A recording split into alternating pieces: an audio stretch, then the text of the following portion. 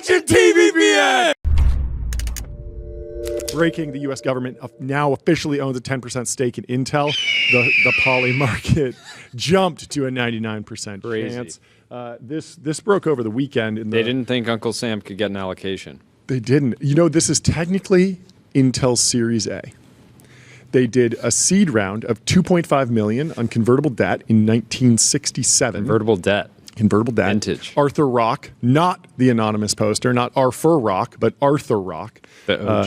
The OG. And then they raised $6.8 million in 1970, and that was their IPO. So this is their Series A, in my opinion.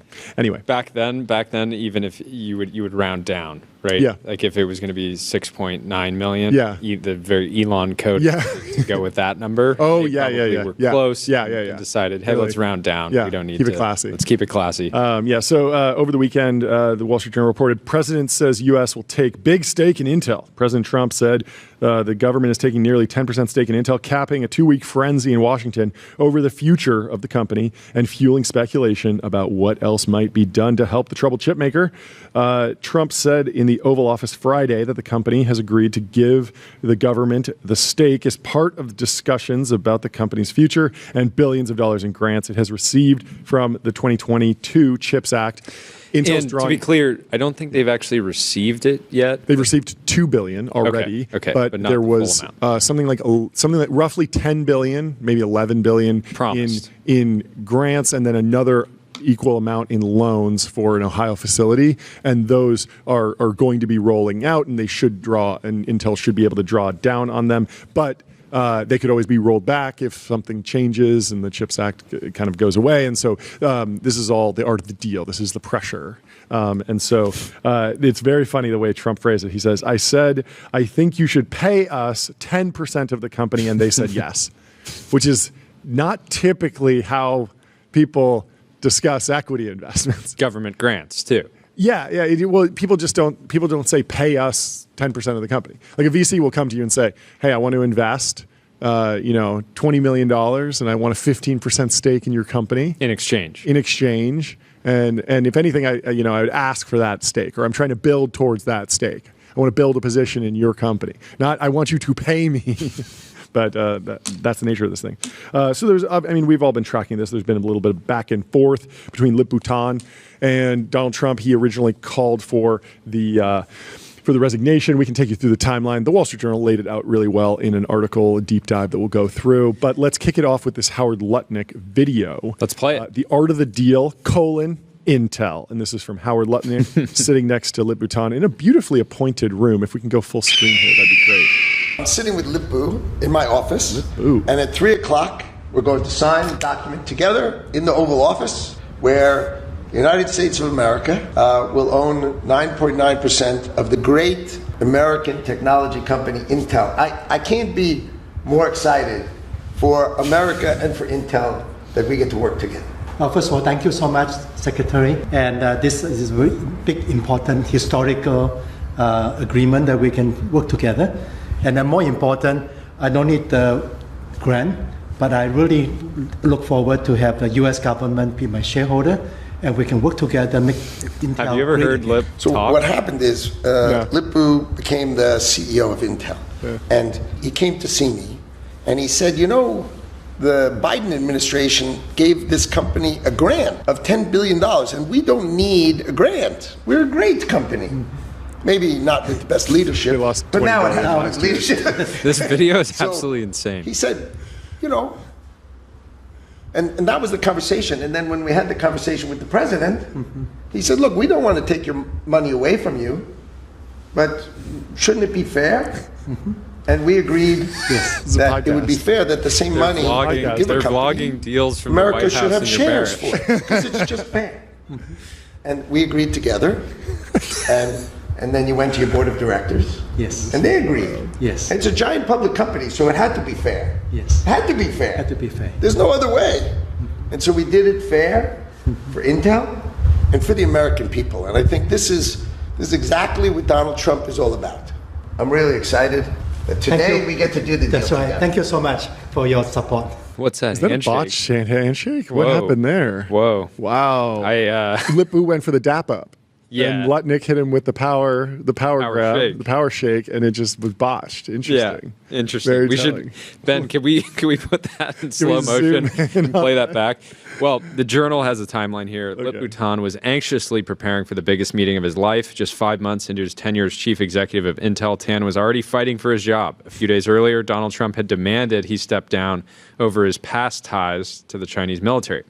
The demand sent Intel's leadership into a panic. They immediately contacted the White House for a meeting, and Tan flew to Washington, huddling with advisors for hours on Sunday, August 10th.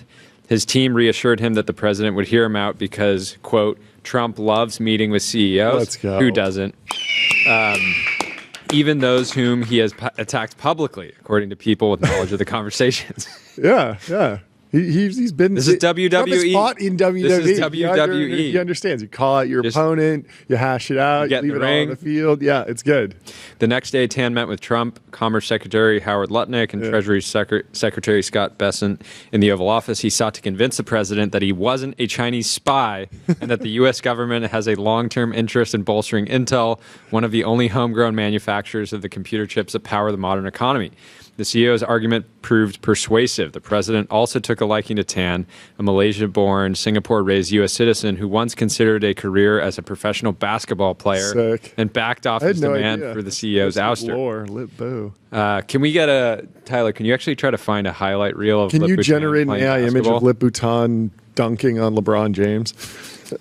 But the truce came with a cost. In return for Trump's support, the administration proposed taking an equity stake in the company. It's interesting in that video, they framed it as Lip-Bu was like, you know what, we don't need the money. Why don't you take a stake? Yeah. But maybe it's kind of unclear who made the initial move. Both ways. So just for context, last year, Intel brought in $50 billion in revenue, but they lost $18.8 billion. So they did not do well on earnings. They missed on bottom line, essentially. Just a little bit. Just a little bit. And they switched CEOs, obviously. They've struggled on the foundry side. They're not making chips they can't find customers for their foundry stuff. So, if that continued for a really long time, yeah, they would need the money. But they technically don't, and you can just look at the stock price. Like before any of this, like it's not like Intel was trading as a penny stock. Like it was too rich for Elon to buy with the, what was it, 40 billion that went into Twitter, something like that. Like I remember thinking like, oh, I would prefer if he bought Intel potentially because that one seems important.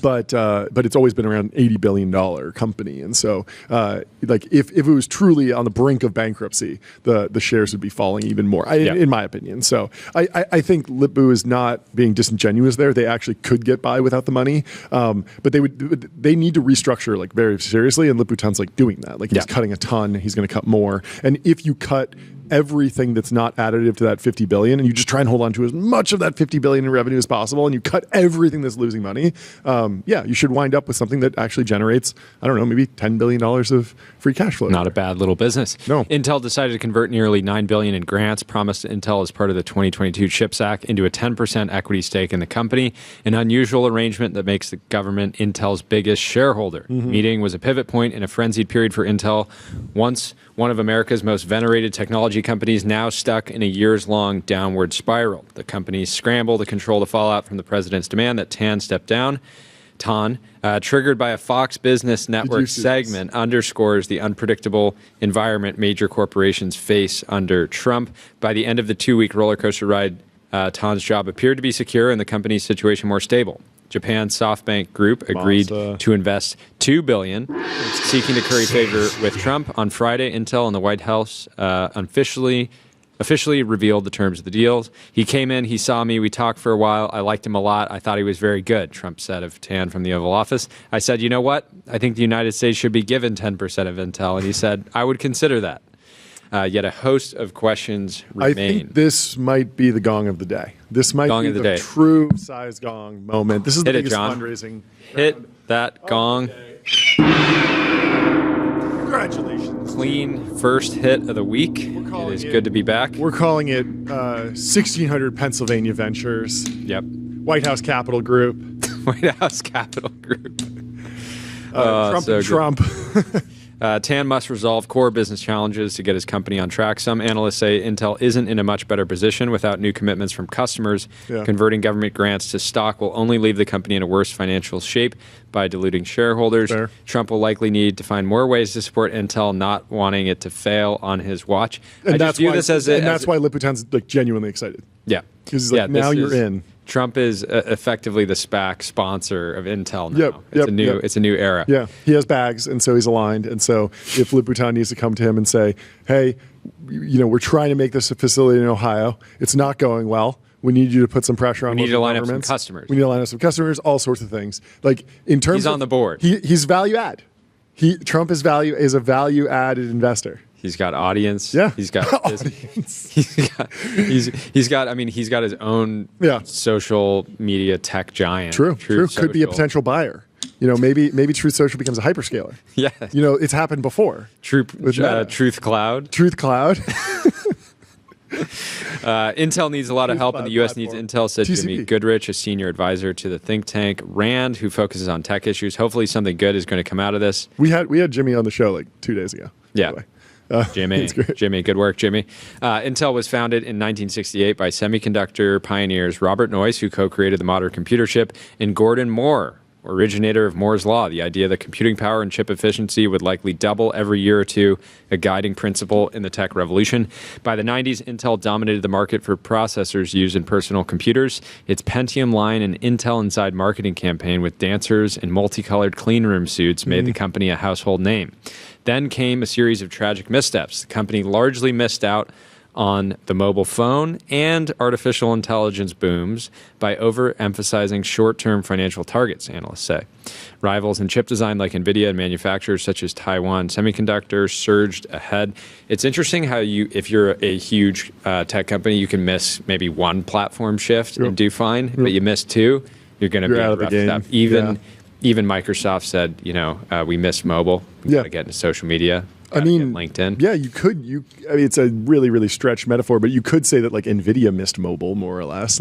They weren't really switching into let's be the design arm of, because the iPhone. You were buying enough chips for your gaming edition. Yeah. No, it was just a gaming company at that time, mostly in scientific computing a little bit, but there is a graphics processing unit on mobile phones. It's just part of the system on a chip that goes into the phone, and NVIDIA never really figured out a way to get a piece of mobile. And there's a world where the cloud rendering stuff happens, but NVIDIA kind of sat that out, but it didn't matter. Yep. Because they crushed AI. So the company is still as keen to reviving U.S. manufacturing. Look at NVIDIA's sales. This is sales by quarter. And it's just and this is what a 30-year-old company is, just completely looks to the right. Like looks a like ramp. a YC demo day. Looks like a ramp. Company. It's crazy. The company is still seen as key to reviving U.S. manufacturing. In his first term, Trump touted Intel's plans for a $7 billion manufacturing plant in Arizona. Yep. Trump advisors began discussing what became the CHIPS Act, wanting to attract companies such as TSMC to the U.S. Has Arizona tried to brand what they're doing? They have so many different chip manufacturers coming into Arizona. They need Silicon Desert or something. City. Chip City. It really feels like there is a significant center of gravity. That will ultimately become a company town type vibe. Chip City. As discussion on the CHIPS Act crescendoed during the Biden administration, Intel CEO Pat Gelsinger lobbied aggressively, hoping for some of the law's tens of billions of dollars in subsidies. In 2022, he sat in the First Lady's box for the State of the Union speech, during which President Biden touted Intel's investment plans. While the bill was being negotiated, senators including Bernie Sanders and Elizabeth Warren pushed unsuccessfully for a version that would see the government receiving equity in companies it backed. Very interesting. This is what Mark Cuban was saying last week. He was saying this is Sanders and Warren's dream. Yep. He said it in a little bit less PG language, if I remember correctly. But Intel became the law's biggest beneficiary, qualifying for roughly $11 billion in grants and about $11 billion in loans for a plant in Ohio, an expansion in Arizona, and other projects. It seemed like a boon at the time, but the law's slow rollout and Intel's core business challenges led to repeated delays. Talk about ROI there. like Liputan's saying, like, we don't need these grants, and I think he's like technically correct, but it's incredible nice to have, and the ROI on your CEO going to the State of the Union and just sitting in a box and like taking some meetings, and I don't know what Intel's lobbying budget was, but it probably was less than 10 billion, right? It was probably less than 10 million. It probably wasn't very much at all. And and you get a huge friend of the show, Andrew Ross Sorkin, said yesterday, should the government start taking equity in every startup for the federal tax incentives we offer, or Tesla? How about the banks? How about when a state government offers a tax incentive? Should they get an equity stake in exchange? Board representation? This is a super slippery slope.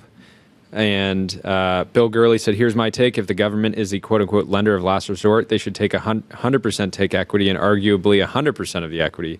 Failed to do this with GM, Goldman Sachs, United, and other airlines. How do you know if they are the lender of last resort?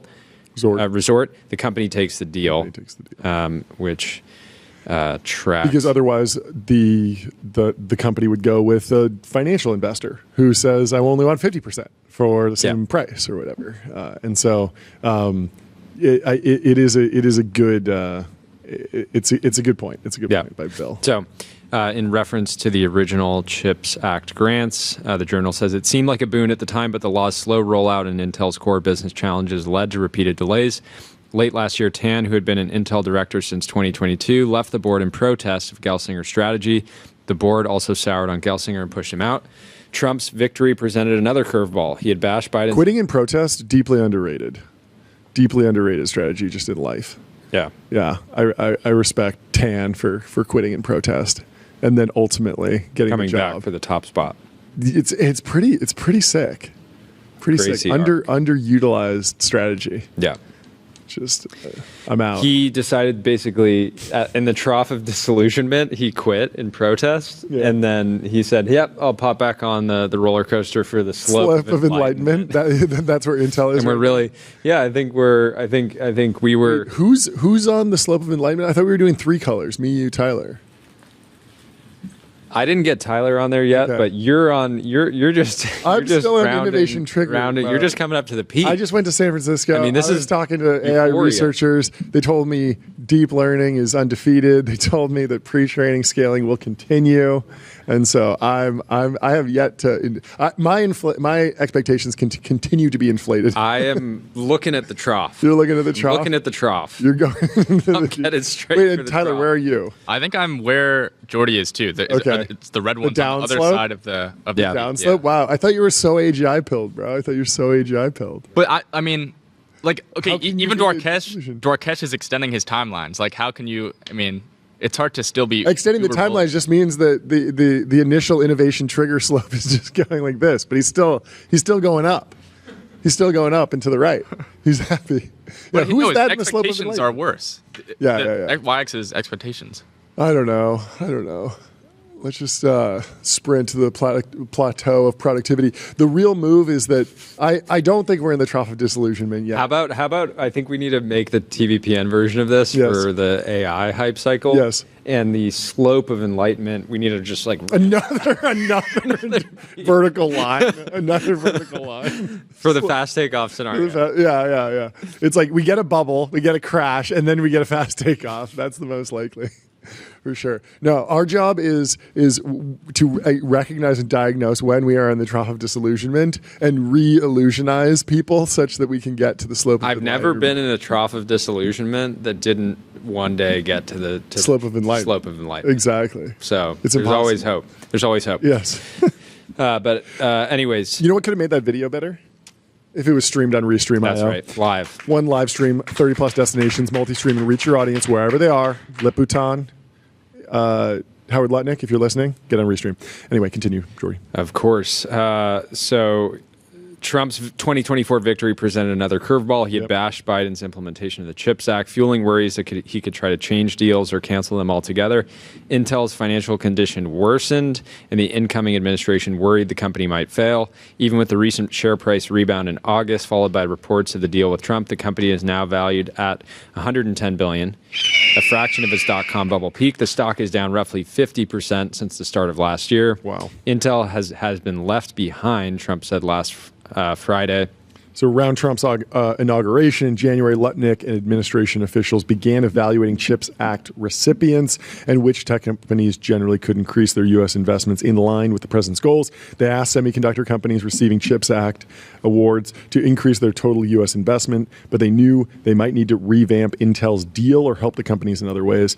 What's interesting there is that when we talk to, like, all of this is like everyone's doing art of the deal on each other. And meanwhile, like, when we talk to Doug O'Loughlin at Semi-Analysis, he's like, realistically, like, all this trailing edge capacity is going to be done in, like, South America. Like, it doesn't make sense to do it in America. Like, a lot of this stuff is just going to wind up getting offshored because it's easier to build some facility that's just copy pasted down there. And so it's very unclear, like, how it can actually work in the long term. And then on the leading edge, like, it seems like it's TSMC and Samsung, like Tesla's going with Samsung, and those will be in the United States, and those will be like cutting edge, like PhD level jobs, amazing researchers, like really, really great, like American innovation. But like, we're kind of already on that path, and Intel's not really the party that you need to be twisting the arm of. It feels like if you want America to be like the leading semiconductor country, you just need to make sure that you have leverage over TSMC and Samsung. Not so, and maybe AMD, Global Foundries a little bit. I mean, Global Foundries is part of Intel now, but a lot of the trailing edge, like, it seems like it might not be a long-term thing that America's ever good at again, because it's like it's commoditizing so rapidly. Yeah. I don't know. Anyway. Clearly, Trump cares about it and wants to keep it here, so that's what he's pushing for. The administration began early conversations with Intel's board about taking an equity stake. The talks didn't move forward, in part because the board, which has often been mired in disagreement, wanted more than the administration was willing to give. Did they want him to take a bigger position? I know they probably wanted like $40 billion in grants or something. Like, give us more for that. Yeah. Former banker Lutnick has had in recent months asked other tech executives what can be done to help Intel, even asking other chip companies like TSMC, AMD, and Micron whether they would consider potential deals. And this is what Doug is. Doug has just generally wanted people with semiconductor manufacturing experience to be involved with the company. Yep. And so it's very possible. This seems like a step in the wrong direction, according to his heuristic, because it's like more government people on the board. But, I mean, to be clear, the U.S. government is not taking a board seat and not having a controlling stake. It's a purely financial stake, which we'll get into. So, in March, Intel's board named Tan 65 as CEO. One of the biggest decisions he faces is whether to keep the company as one of the few chip firms that does both design and manufacturing. Some analysts say Intel should consider splitting the business or doing other types of deals to cut costs. Tan has so far shied away from spinning off the manufacturing segment, which lost $3.2 billion in the second quarter. He has told Confidence he has inherited a very bad hand. In July, Intel said it would lay off 15% of its workers by year-end, cancel billions in planned investments, and further delay work on the sprawling Ohio plant. The new rules of the road were no more blank checks, Tan wrote in a memo to employees. Tan's early decisions at Intel were aimed at getting the company on more stable ground, but the CEO's past work at chip design software company Cadence Design Systems thrust the company into the spotlight. In late July, Cadence agreed to pay $140 million for violating U.S. export restrictions by selling banned technology to a Chinese national defense university. The sales happened while Tan was CEO, so like, it seems like he probably had to sign off on that in some way. Of course, it's like, is it a university? Is that, like, I don't know. I don't know how you, like, steelman this or dig into, like, steelman it. Steelman it? You're the steelman champion of the world. Steelmanning it would probably be like, the export restrictions are just like super complicated and it's unclear, and it's one of those things where it's like there's the spirit of the law and the letter of the law, and they made some case for in this particular technology did not fit within the export restrictions, because the export restriction might just be like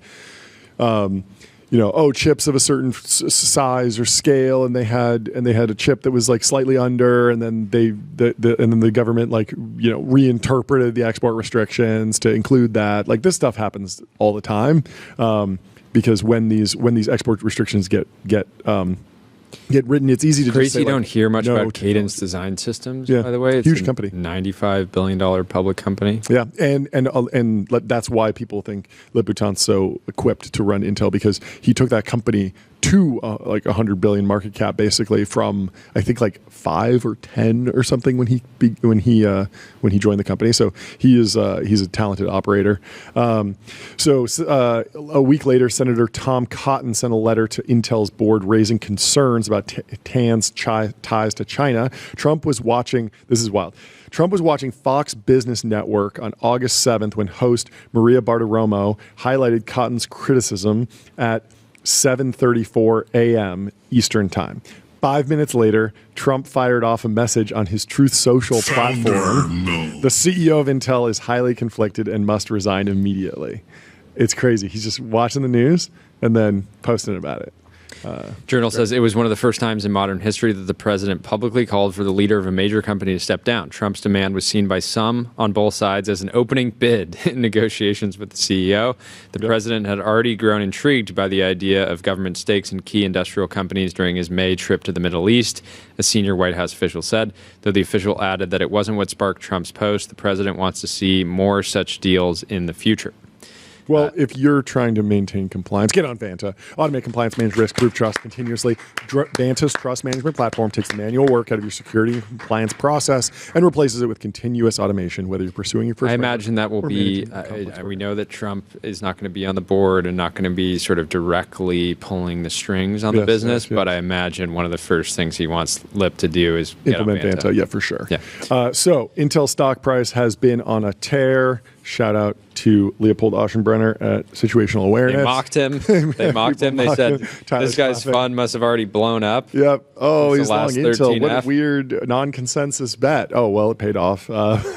So Trump called for Tan's resignation mid-August. Then Trump met Tan. SoftBank invested $2 billion, and the share price rose from under $20 to over $25 a share, and the deal has been announced. So, anyway, sorry, I cut you off. No, I think people were speculating whether Leopold had some inside information or he just viewed Intel as a super strategic asset. That there was some post about this the government where wouldn't possibly let fail. There was some guy on X saying like, "Oh, this is like insider trading. Everyone is insider trading. Even like Warren Buffett made his money on insider trading." Very black-pilled, and somebody tweeted just being like, "There's no evidence of any of this happening at all." And it, wait, what you got, Tyler? I think also like this trade, like him being long Intel, totally aligns with the thesis of the fund. Situational awareness. Like his whole thing is they're going to nationalize. He's monitoring the situation. Yeah, they're going to nationalize like AI. Oh yeah. So obviously, like if the U.S. is going to nationalize, like start a lab, start like building computing stuff, they're going to have like they're going to take the existing infrastructure. Yeah. I hadn't even thought about it from that perspective. I was just thinking about it from the perspective of like we talked to Ben Thompson about Intel, we talked to Doug O'Loughlin about Intel. Like we were kind of like noodling on it back and forth as like commentators, and I didn't come away with a super strong like bull or bear case. I didn't really look at the stock price or the valuation or the financials, but it didn't seem like crazy to come up with an expression of your position in financial terms. And it's very clear that like Leopold and his team just like looked at Intel more deeply and saw that there was an opportunity there. You don't need not every good trade needs to be insider trading, people. It's like so ridiculous. Yeah. And I mean, it's the same thing. Like, it's like, what does he know about NVIDIA? Like, is it possible he just knows that like he's not in NVIDIA? What does he know? Is he insider trading? Or is he just like looking at like, oh, well, NVIDIA is like the obvious bet, so everyone piled into NVIDIA. It's like the biggest company in the world. Like maybe not a lot of juice left there. Yeah. I'm going to go where you'll get 20%. I'm going to go and bet on the things that have high upside potential. And I don't know. Anyway, in the Oval Office, Tan told the president his ties to Chinese businesses were years in the past and he was loyal to the United States. He presented ideas for turning Intel around and investing more in the United States. Lutnick told Tan that he thought it was dangerous to have so much of the global chip-making capacity controlled by foreign companies. Tan agreed and reiterated that he was dedicated to Trump's America's First manufacturing agenda. By the end of the hour-long session, the president was convinced and agreed to lay off the criticism. I will no longer call for your immediate resignation on my social media app, Mr. Tan. That's great. Tan and Lutnick then moved quickly to hammer out a deal for the government to take a minority stake in Intel. It was complicated negotiation because it was unusual to convert government grants that had already been awarded into equity. While they were in talks, SoftBank, led by Massa, suddenly agreed to put $2 billion into the company, part of its campaign to bet on U.S. firms and appeal to Trump. If they were putting together like a pitch deck for SoftBank, I feel like they should have used Figma for that. Yeah. Right? Think bigger, build faster. Figma helps design and development teams build great products together. I would be shocked if SoftBank uses Figma for the design of their decks. Yeah. Because they seem to be very PowerPoint coded, but they still are powerful. Imagine how powerful they could be if they would, simply get on Figma slides. Let's see here. Did I tell you that my first internship ever was at a SoftBank-backed company? No way. Yeah, drdrew.com. So Dr. Drew was a radio host with Adam Carolla on Kiss FM in 2005. Wait, that's crazy lore. Yes, this is insane lore. So Dr. Drew was a board-certified psychiatrist, I think. Wait, we're pulling up this website, by the way. And so Dr. Drew, during the dot-com boom, wanted to start his own live stream property, basically, and raised money from SoftBank and built a team of engineers and had their own data center, racking servers. And one of my jobs was to go to the... Well, I mean, this is what it is now because he has a podcast and stuff. And you don't really need necessarily a venture-backed startup to be an influencer. So Dr. Drew went to the same high school as me. Tyler loves it. Every single famous person has gone to John's high school. Yeah, it's wild. But yeah, great. One of my pop by the summer office was go in the data center, and it was super cold. It was not a data center like people think today. It was a room with a couple racks of servers, but there was no AWS. So if you wanted to set up a website, you had to rack a server and put the code on the server and then run it.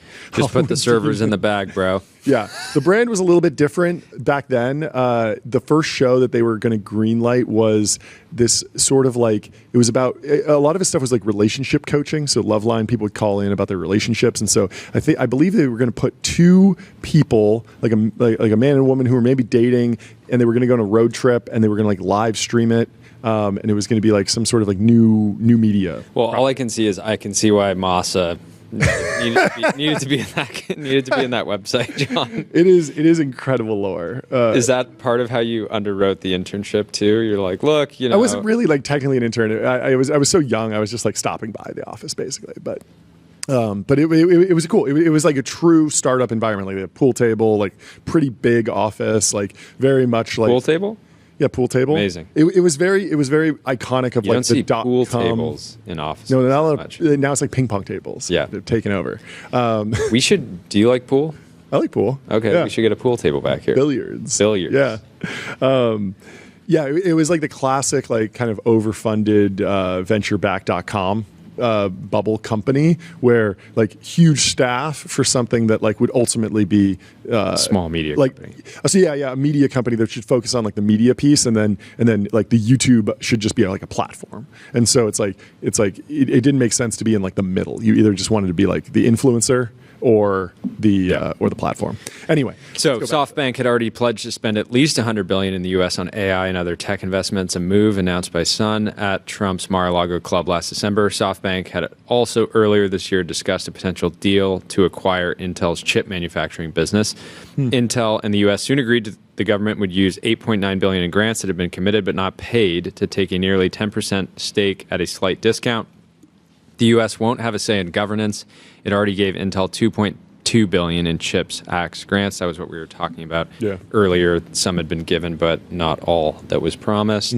David Shapiro, a former partner on the Wall Street firm Watchdell, Lipton, and Rosen and Katz, drew up the terms, including a provision that the government could acquire another 5% of Intel at a discount if the company sells the majority of its manufacturing business. It's an underrated naming scheme. I really wish startups would do this. The next AI startup should just be no, this Coogan is, this and Hayes and Cosgrove and this could be totally a new meta. It can only be done once. Yes. By a great team. If we did Coogan, Hayes, Cosgrove, and Kohler, it would be amazing.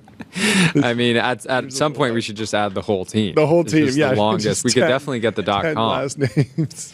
Coogan and Hayes and Cosgrove and Kohler just over and over and over. Yep. So the administration insisted on this provision, this 5% at a discount, as a type of poison pill meant to dissuade the company from fully exiting the manufacturing segment.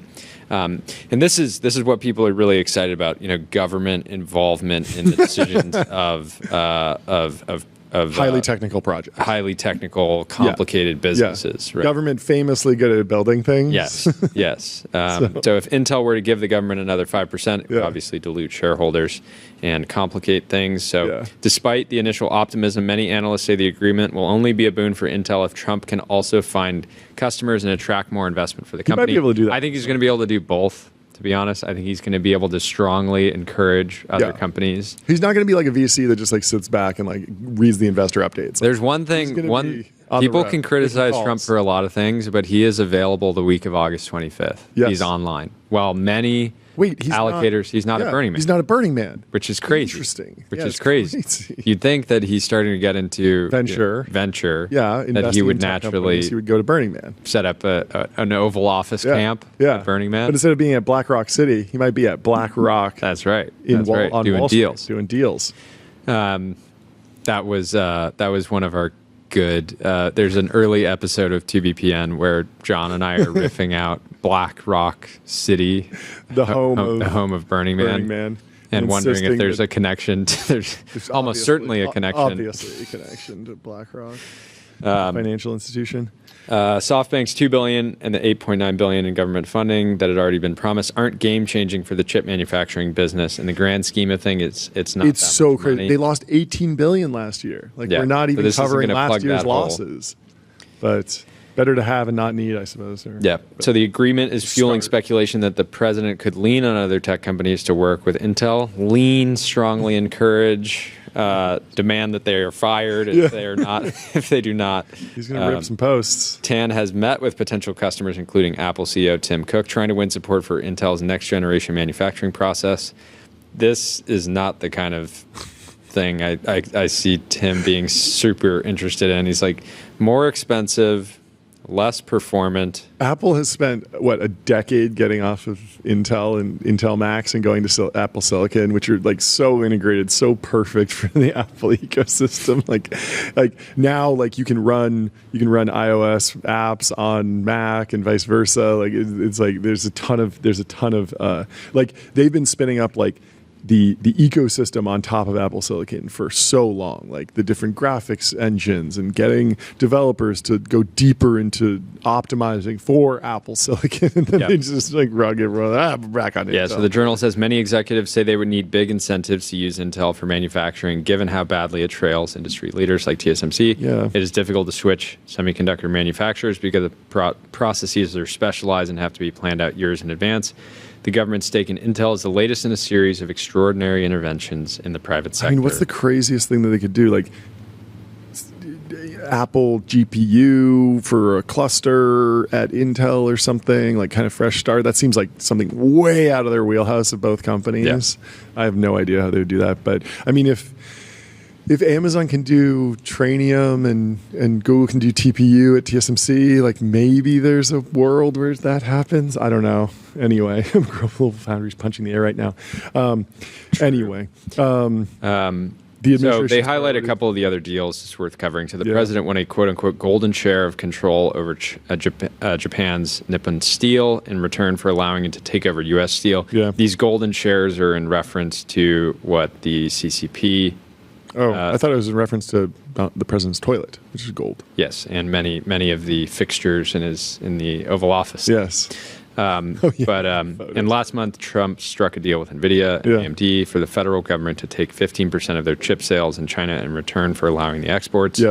In early July, the Defense Department took a minority stake in MP Materials, a maker of rare earth magnets. Days later, Apple, which the Trump administration had long pressured to expand its U.S. supply chain, announced a $500 million deal to buy MP's products. So that's an example of Trump acting as biz dev. basically, for the companies he likes. I mean, he's really going to make a lot of VCs look bad. That yeah. Big promises during the deal process when they're trying to win allocation. Yeah. And then kind of I'll help you ramp your revenue for sure. Yeah, I'll help you. I know a lot of the top guys. I know a ton of founding engineers. I don't have 50 other portfolio companies that also want to hire founding engineers. I got you. I got you. But the Intel stake is among the most notable given Trump called for Tan to resign, then quickly brought him to the negotiating table. There's this Darth Vader aspect of the whole thing, said Gautam Mukunda, a lecturer at the Yale University School of Management, never heard of it, who studies innovation and leadership, referring to the Star Wars villain who started as good, became evil, then redeemed himself. Anyways, so do you want to read through this post from the big question? Carl? Is this socialism? MAGA socialism? Is this MAGA socialism? A lot of people have been saying this. And I mean, I think like my default take is that I don't know that Intel is so critical that we need necessarily a backstop. I don't necessarily know that the government is the right board you don't member. Trust Doug on this? Doug really doesn't want, Doug from SemiAnalysis really does not want Intel to fail. Yeah. I don't know. I'm still like on the fence about it. But so the debate has been raging, like, is this socialism? And so we're going to the socialists who are self-proclaimed the people's line from Carl Beher. And Carl says no, but that hasn't stopped Democrats from complaining about it. And this is interesting because obviously the Trump camp is very pro this deal. And they're saying, this isn't socialism. What are you talking about? We're just doing art of the deal. We're making good deals. And this is an America First agenda project. The Democrats are saying, oh, wow, Trump is a hypocrite. This is socialism. The socialists are saying this isn't socialism. It doesn't go nearly far enough. It doesn't count as socialism because it's not a controlling stake. So Carl says, former Obama Undersecretary of State Rick Stengel is freaking out right now over the news that the Trump administration has taken a 10% equity stake in chip manufacturer Intel. This is a quote from Rick Stengel. Trump's strong-arming Intel for government equity is something Mao and Stalin would be proud of.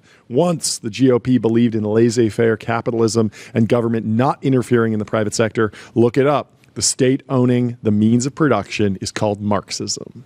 So, Carl, continue. I couldn't find any evidence of Elizabeth Warren or Bernie Sanders taking a victory lap on Trump's acquisition of Intel shares. Yes.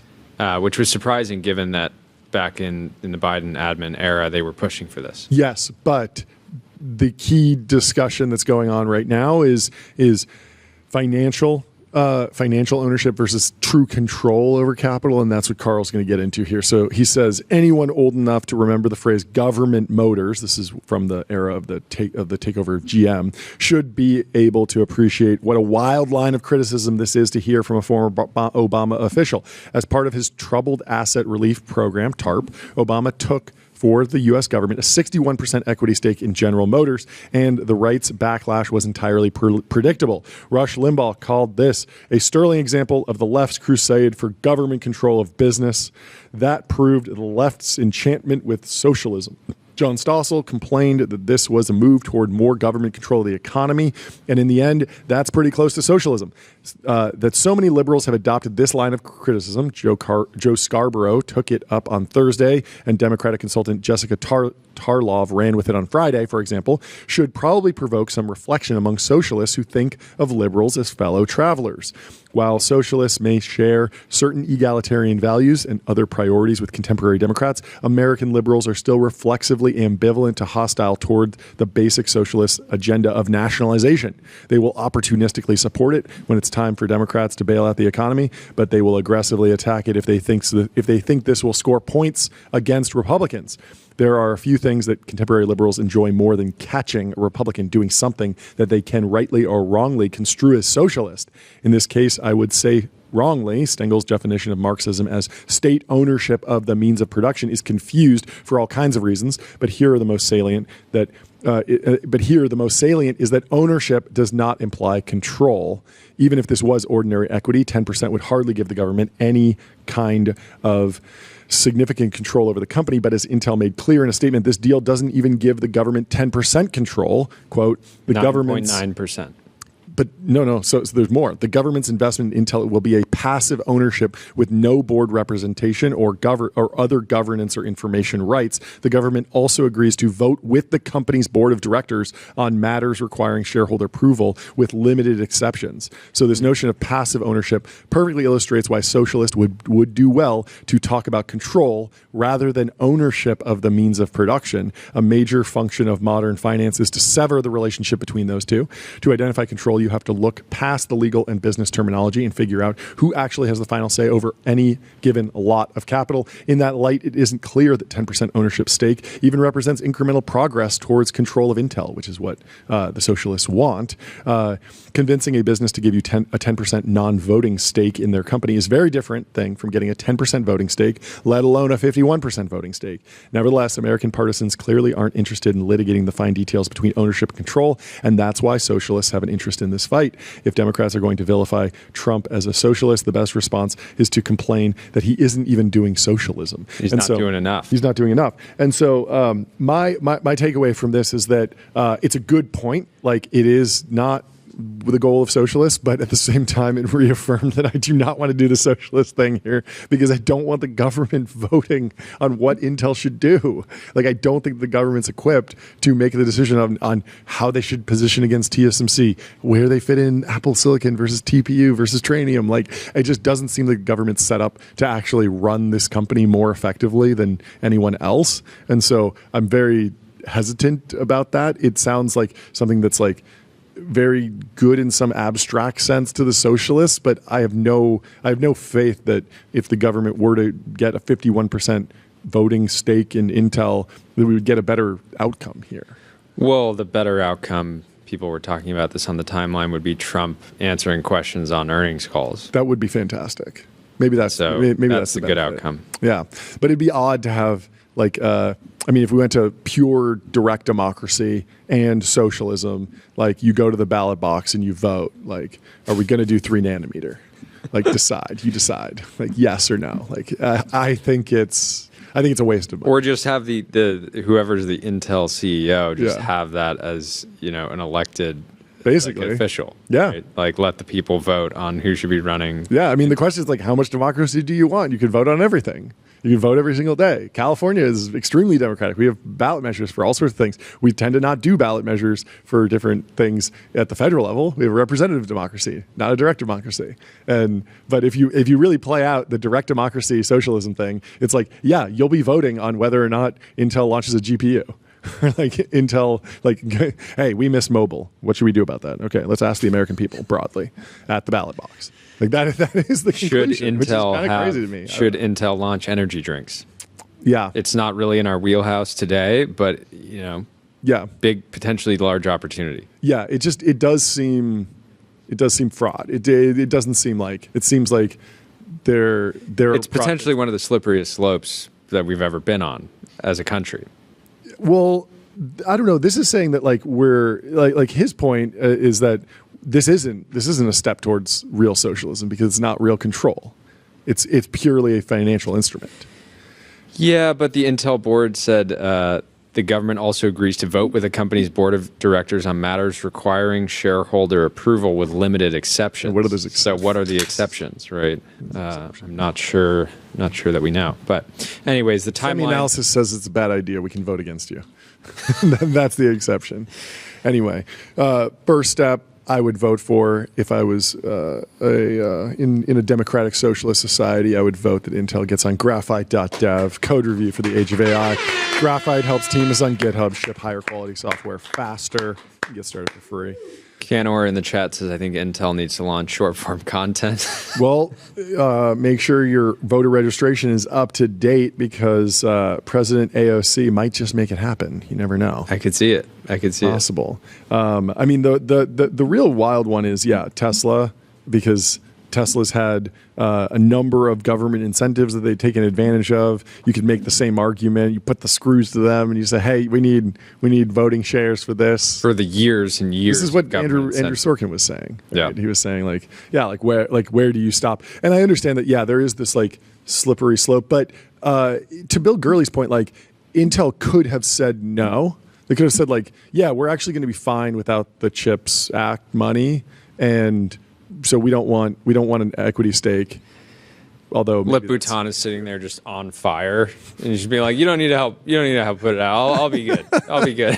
Flames are just hey, like, no, I'm good. I'm good. I'll cut more. He's like, I don't want to give the president more. I don't want to give the president the ick. I'm just going to act all like.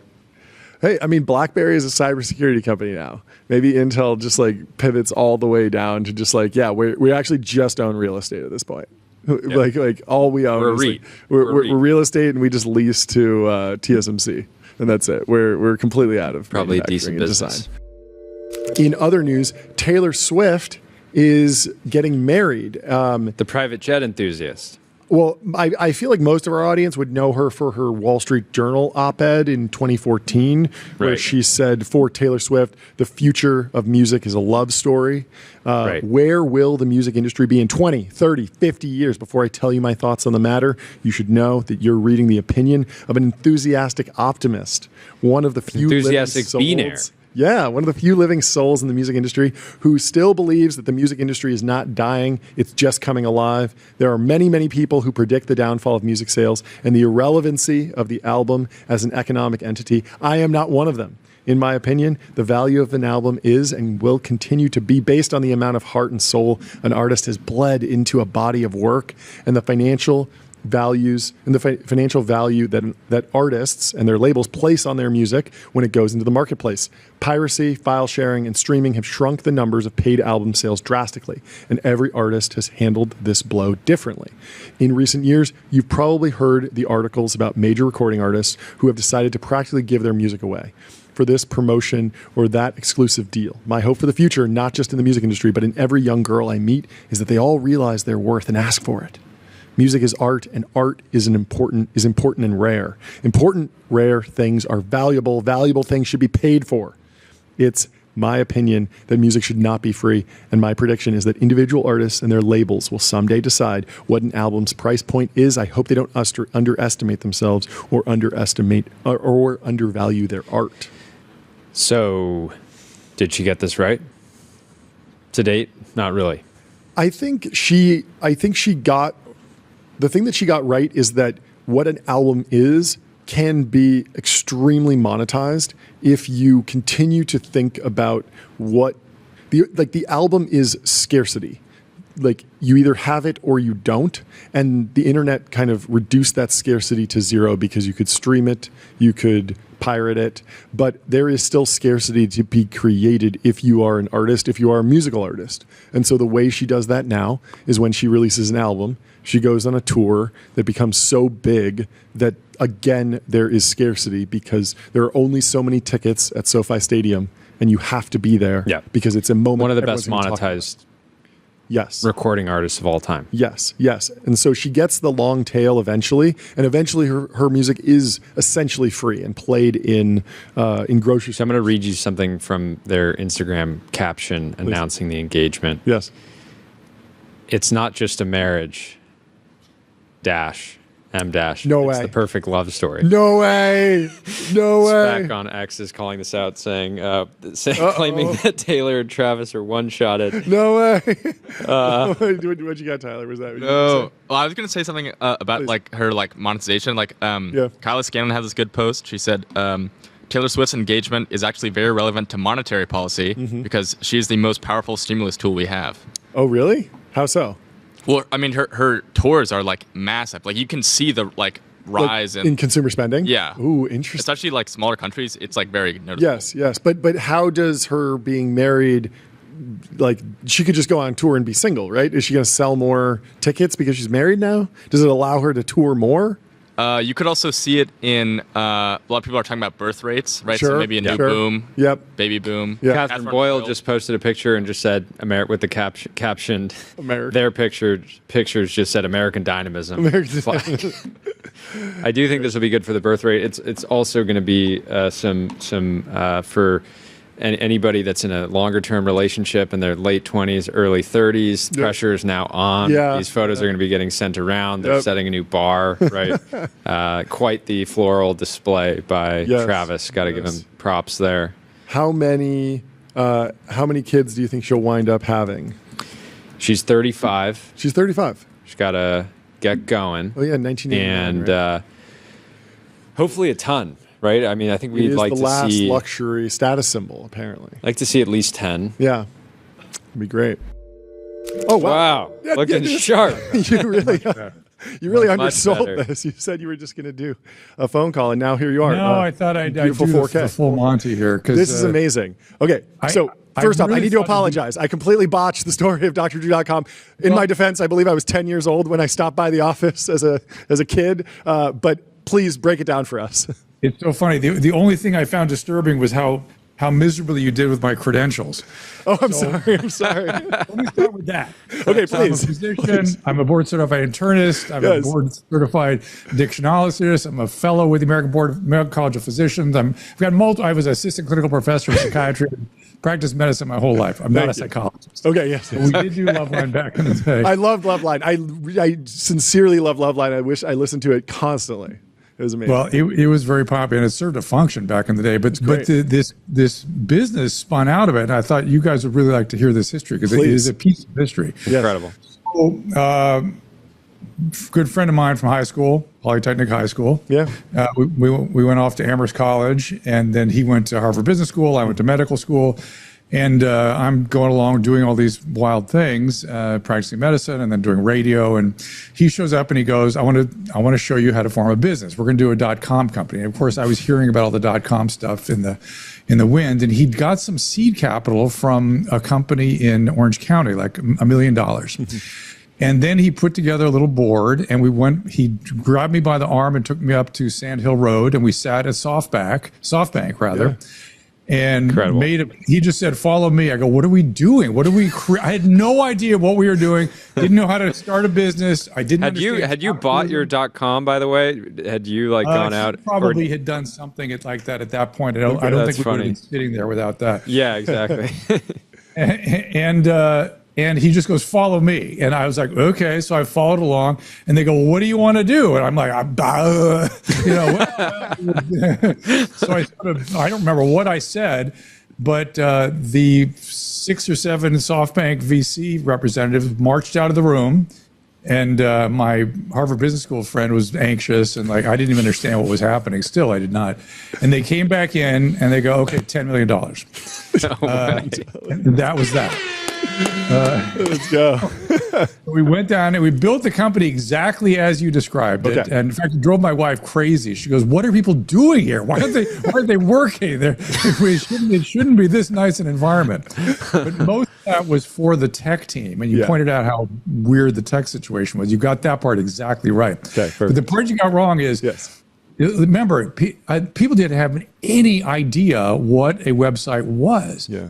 And so we had an editorial staff, we had a medical staff, we had a marketing team, and they envisioned, I kept saying, why do we need a magazine on my computer screen? Why you're building this really great magazine, but with a chat room and with some feedback. And all these sort of trigger words back then were interaction. Sure.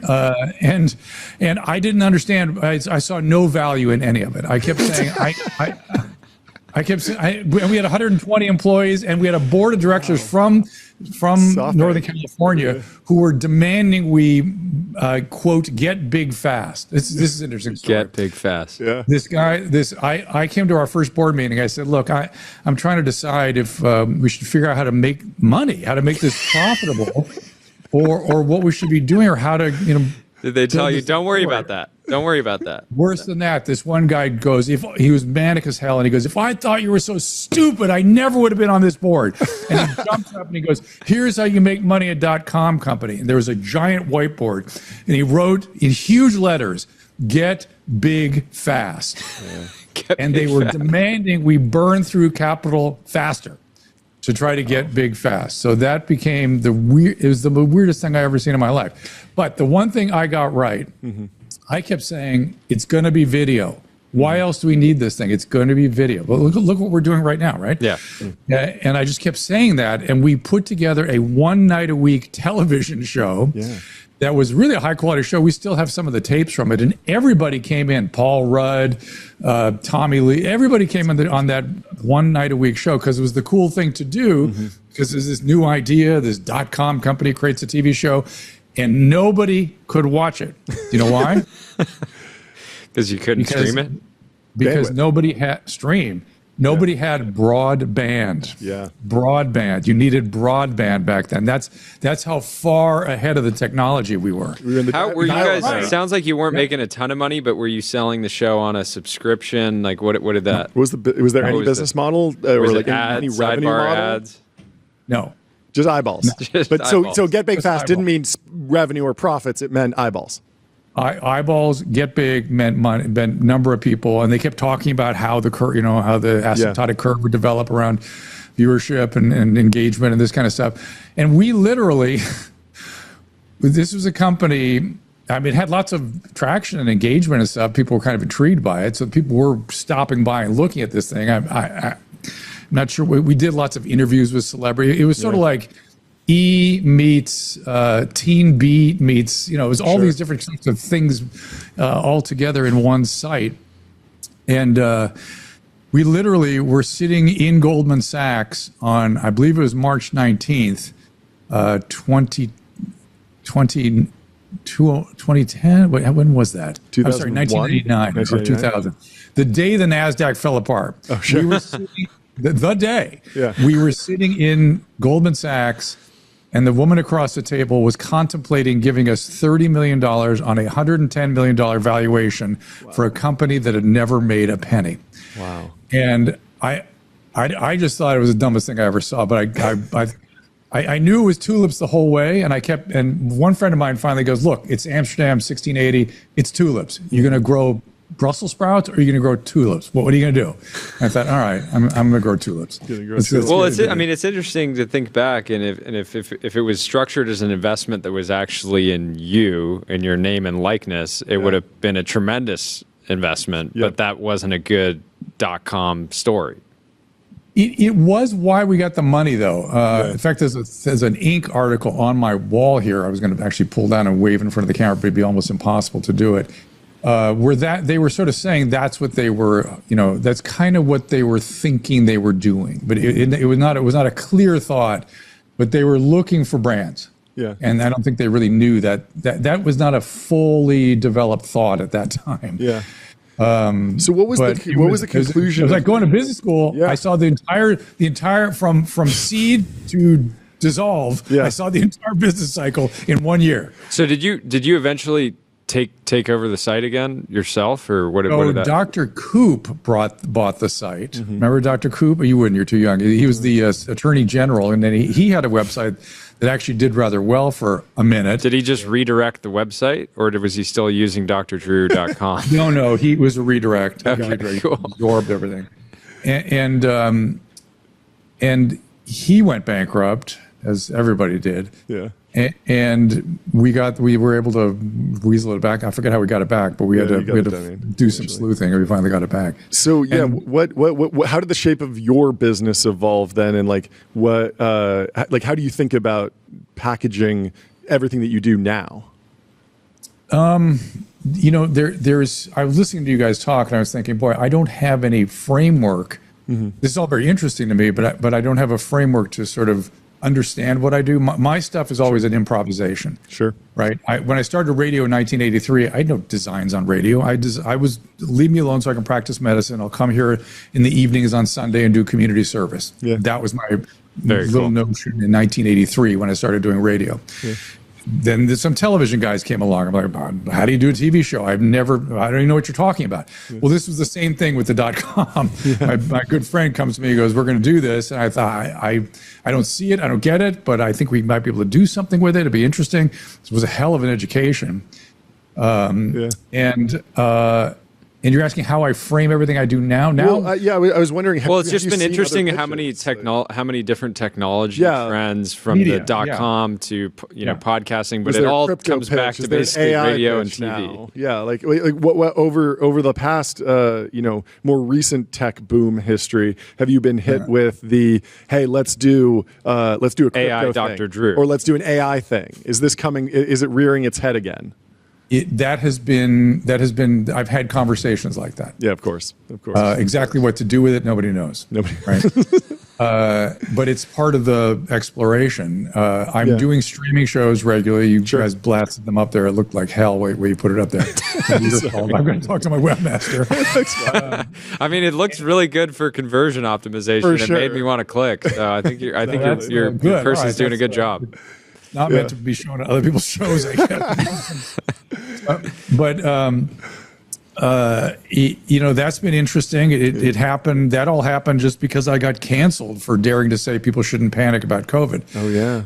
And that caused me to just stop doing everything. Yeah. And I had somebody who said, hey, you should do a streaming show. I was like, what's that? Again, that's sort of it's where I start every one of these projects. Yeah, you had a bad experience streaming the first time where you're like, if I make the show, you're sure people are going to be able to watch it?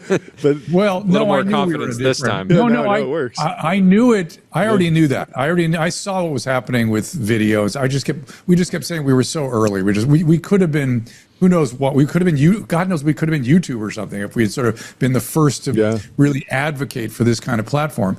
But we were way early, and nobody else was quite as much of a believer as I was. And so the streaming thing has been very interesting. And I'm in my kid's playroom doing this, and it's the same thing. Everything here used to require me to go out to a satellite booth at CNN. Yeah. And now I just do it from here. So the efficiencies are fantastic. Yeah. And so I do television out of the studio. I do podcasting out of the studio. I do streaming shows. And it all started because I got canceled, and my webmaster said the streaming is probably going to happen pretty soon. I said, let's try that. And I wanted to talk to all the people, other physicians who have been canceled. Mm-hmm.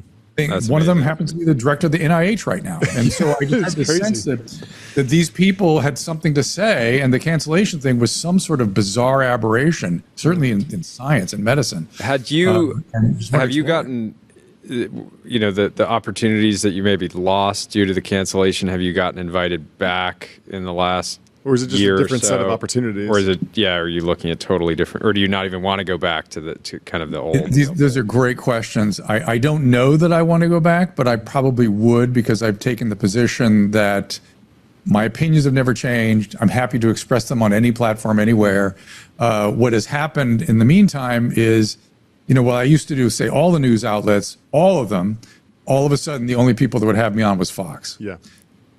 Now, just last week, CNN called. So I thought, okay, good. This is a good sign. Yeah, I couldn't make it, but I would have had I been able to. Nature's healing. Nature's healing. Yeah.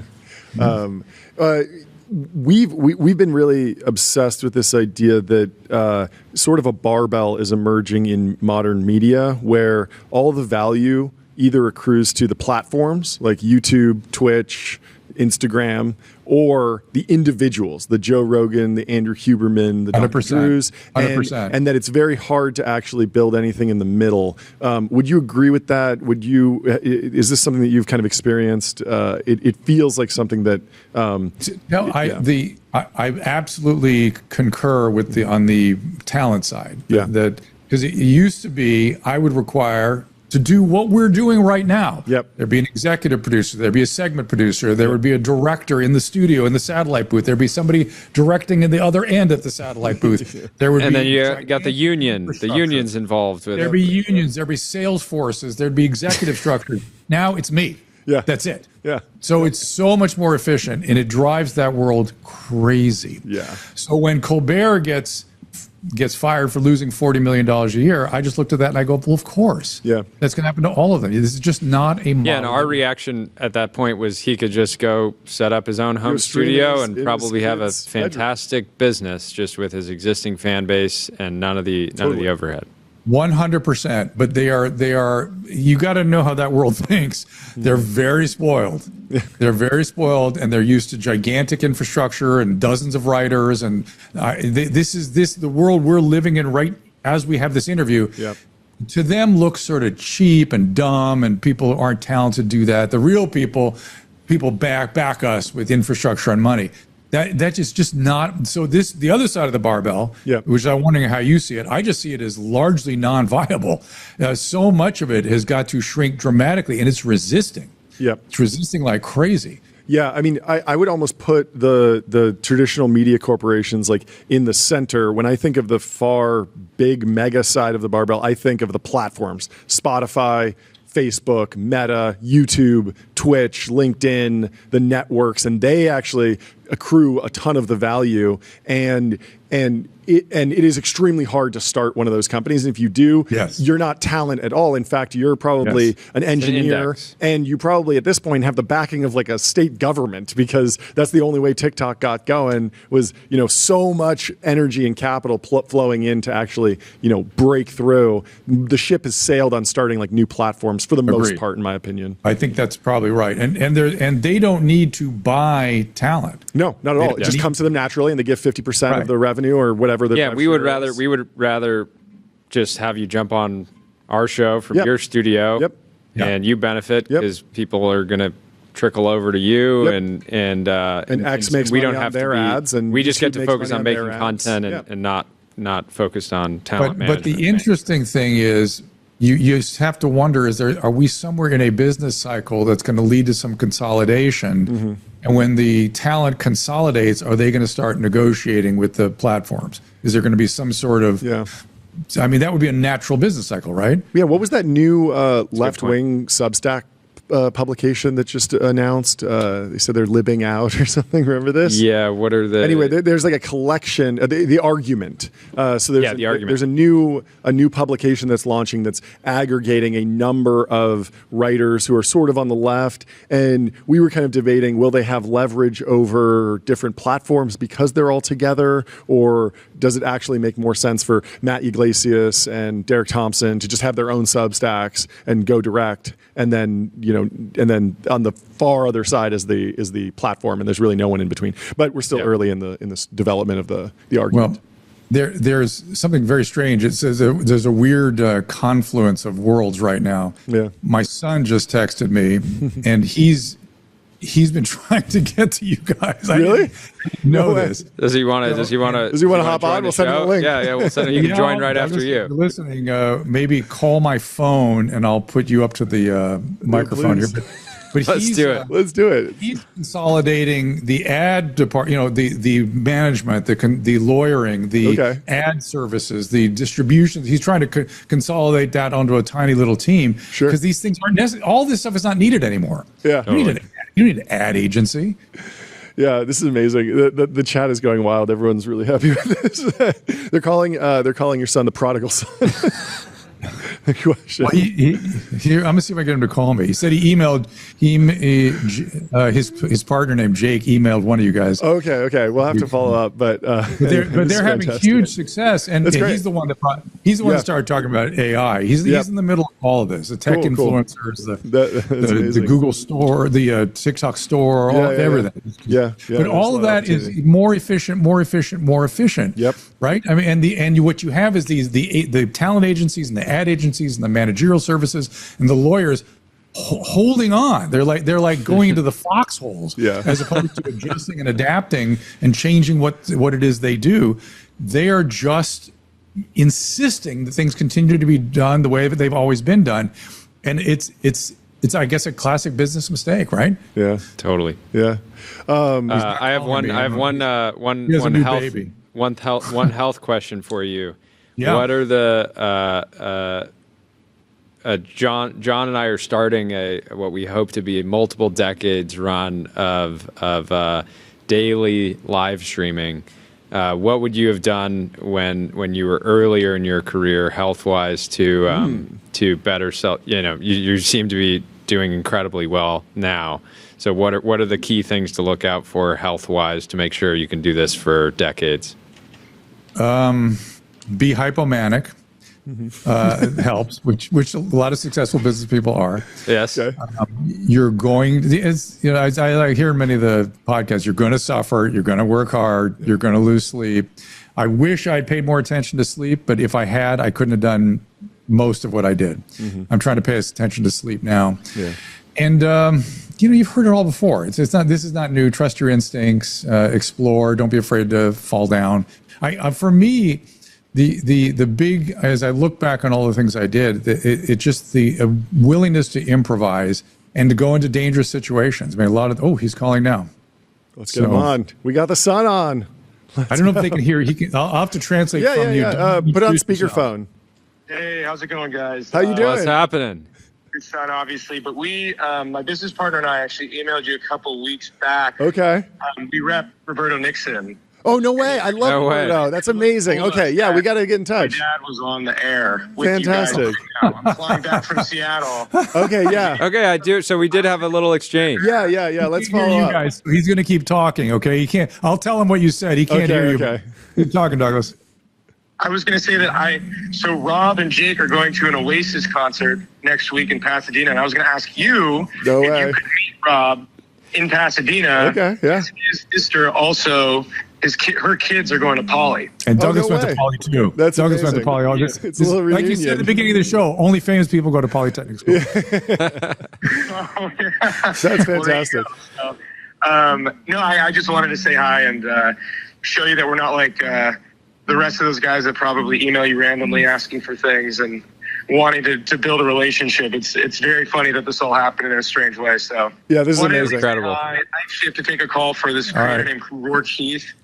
He's a Gen AI creator. Cool. Because he's in Dubai, and I, just trying to get on the fucking. You got to get on with Dubai. We know how that goes. All right, get going. I call these guys because they butchered my training. My .com. and I had to get them straight. John, which one's John? I'm John. John was actually at drdrew.com when he was like 10 years old. Yeah. Intern for intern of the year.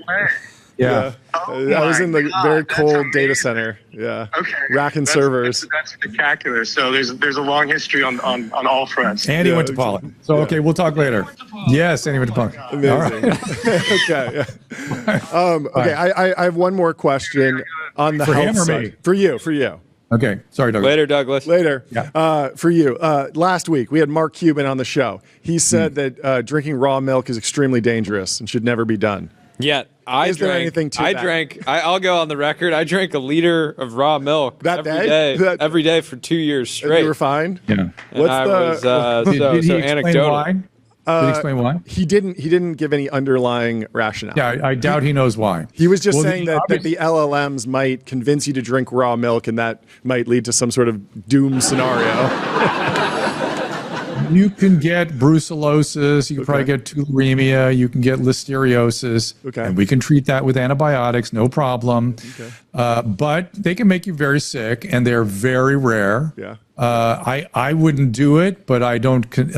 The fact that look, there's something terrible going on. Yeah. Where people are so fearful of being the biological agents that we are, and the reality that we are going to die, that they are afraid to live. Yep. Living well is the goal. Yeah. Not living forever, not living perfectly free of illness. Yeah. It's living a good life. And we are off of that. That's great. We are so far off of that, it is disgusting. And for a non-physician to have an opinion about milk that contains pathogenic organisms that he's never heard of or he learned to pronounce yesterday is disturbing to me. It's the same thing as when people went after hydroxychloroquine the day they learned how to say that word, a medicine I've been prescribing for decades. Yeah. So we are so out of whack with this going to live forever, fear of death, illness, infection, shit. Yes, we my generation of physicians, we walked into illnesses that had 100% fatality. AIDS had 100% fatality, and we did not know what we were dealing with. And we didn't cower in the corner. We marched in. It's the right thing to do. Yeah, I don't know what's happened. I can't understand this at all. But here we are. We need to focus on living well, living a good life, period. Did you predict biological stuff comes what may? Did you predict the decline of alcohol consumption? I did not. It seems like falling off a cliff, right? Yeah, I did. That's still surprising to me, but it fits with the lack of dating and the lack of having sex and the lack of socializing. That was a prime social lubricant for decades. I'm glad to see it. It's a good thing. People are starting to understand it's a poison and it's not good for any tissue in our body ever. But it makes me also, what happens? When did we become such pussies? When did that happen? That's my question these days. When did that happen? I don't know. Have you ever said something like that on CNN? This is why you got to stay off the networks. You just got to do your own show. I guess I've been through so much lately. I've just lost all inhibition. I'm a huge advocate for freedom of speech and freedom of many sorts. I'm not happy about this flag burning thing. Freedom is what I'm all about now. That includes speaking my mind. I will pitch you one possible explanation. I think that the fear of very consequential but low probability events, like the raw milk or the risk from raw milk or the risk from COVID, is tied to a lack of belief in immortality, and not in the sense of living forever, like biological immortality, like science will cure this and let you live forever. That's just one way to think about immortality. You can also think about immortality in your legacy. If you are written about and you have lived a great life, you will be remembered and immortalized. You can also think about it through your children, and also through the afterlife. If you're spiritual or religious, you could think that you're going to heaven. And if you don't believe in any of those modes of immortality, you don't believe that you're going to have kids or do your life's work and be remembered in the afterlife or go to heaven, or you don't believe that science will be able to fix you if you do wind up getting sick from raw milk, then even a small chance has an incredible penalty, and so you discount it very, very high. I agree with you, with a couple of caveats. I do agree with you. Yeah. Embedded in that observation is a general lack of meaning making. If the meaning is I'm trying to ascend to a afterlife, whatever the meaning is of my living, that meaning should be deeply meaningful to me and purposeful. It does not have to include an afterlife. It can also include just creating a good life for my children. That's why I'm here, to do that kind of thing. But people are here for their narcissistic needs, and that's when things become fragile. Yes. Because we are not the beginning and the end of everything. We just are not. And if we think we're all there is what's happening to me, man. And then we have people whipping the frenzies and the fear, and they're learning to control us with that. And that is disgusting. Yeah. So what about, have you been tracking AI psychosis at all? Any thoughts there? I hear about it. I don't believe it. I'll tell you, I'll make a bet that it's way overblown. It was somebody who was already psychotic and, whatever. Not that the AI relationships are necessarily going to be good. I worry about that. But this psychotic episode, I don't know. I don't know if you remember back in the 90s, there were news stories every night. I wasn't born, sir. Okay. Do you have to rub that in? Do you have to say? You just said no. I don't remember. No. Later 90s, I got into the action, but there was news reports like every night, like, oh, these parties where all the parents throw their keys in a bowl and they just grab a set of keys and that's who they go home with that night. Oh, sure. The press, the fake. I don't think people were sensitive to fake news. We have to be very sensitive to reporting these days, and so much of what's being reported is fake. And it's just to catch your eyes. It's just to get your attention. The person that wrote that article was a 23-year-old segment producer somewhere who doesn't do any research of any meaning. It just becomes something that they catch on the line, or they saw other people report it, they report it. It's ridiculous. Yeah, I mean, my read on it is it seems obvious now that if a large number of people take ayahuasca, some of them are going to have some type of psychotic break of sorts, and maybe they were prone to or had some underlying issue that enabled that. But the issue with you're right. They already had a psychotic illness, and they just happened to break when they're working with AI. Yeah. But you're making a very smart observation that AI world is populated by people that microdose on acid and do ayahuasca, which I tell you, it categorically causes severe psychiatric problems. Mm-hmm. I've seen it my entire career. Scares the hell out of me. They should not be doing that. If you're listening, did you ever consider? Man, if you're listening live from Burning Man, just listen to Dr. Drew. Did you ever go to Burning Man, by the way? No, we got friends keep trying to get us to go. It's not my jam exactly. It's not my jam either. Well, you could go there and try to talk people out of it. How about we stick to the Bud Light, buddy? Yeah, let's stick to the crushing beers. Have a couple glasses of wine. Anyway, this has been fantastic. Thank you for joining. Correcting the record. Come back on anytime. We appreciate this. We'd love to have you. You guys are great. I learned something just listening to you guys. This talking about the baseball cards. That was fascinating. You guys have a great. You're obviously extremely well trained in your respective fields, and it's very interesting to hear you talk about these various markets and opportunities and things. And I leave with one caveat, please.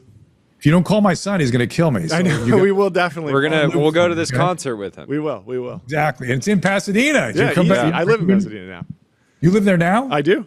I live over by the Rose Bowl. The Rose Bowl is literally walking distance for me. So do I. Amazing. There we go. Okay, we should. Did you guys just become best friends? I don't want to my address, but I'll swing by. We live I'll bring you a 30 rack of Bud Light. We live by Annandale. Oh, okay. Yeah, I'm right over there. Okay, so just up Linda Vista. No excuse. I don't want to get too precise. Show up with people at my front door. Yeah. Anyway, thank you so much for hopping on. This is fantastic. Great hanging. We will talk. Cheers, to you, Dr. Drew. Bye. Massive news from SpaceX last night. They did it.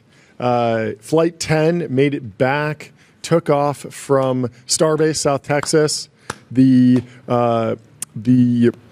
booster landed in the ocean, in I think the Gulf of America, technically. That's absolutely right. And the actual Starship executed a successful flip maneuver, deployed a mock payload of a bunch of non-functional Starlink satellites, survived re-entry, just barely, as we'll see. It was a really dramatic video. It was amazing. And then splashed down on target in the Indian Ocean. It was a full send. It was a crazy NASA video could never to watch. Let's watch the recap video that the Wall Street Journal put together. This is pretty interesting. Starbase, Texas. This is yesterday. They scrapped 2 attempts on Monday and Tuesday because of some problems with the vehicle, but they got it off the ground. Look at that. They lit the candle. Stunning. Go into space. And so I wish we could get a better sense for just how massive it is from those angles. And so those are the dummy Starlink satellites, the dummy payload. You can see that little motor conveyor belt on the left. Yeah. Just the number of things that have to go right to actually release something from this rocket is insane. And then this is the crazy part. There's just a bunch of debris. That's not what we Where did the stuff come from? Just take a hit. We clearly didn't need it. You would think that as soon as I saw it, I was like, okay, it's over. The whole thing's going to blow. For sure. It definitely doesn't make it back.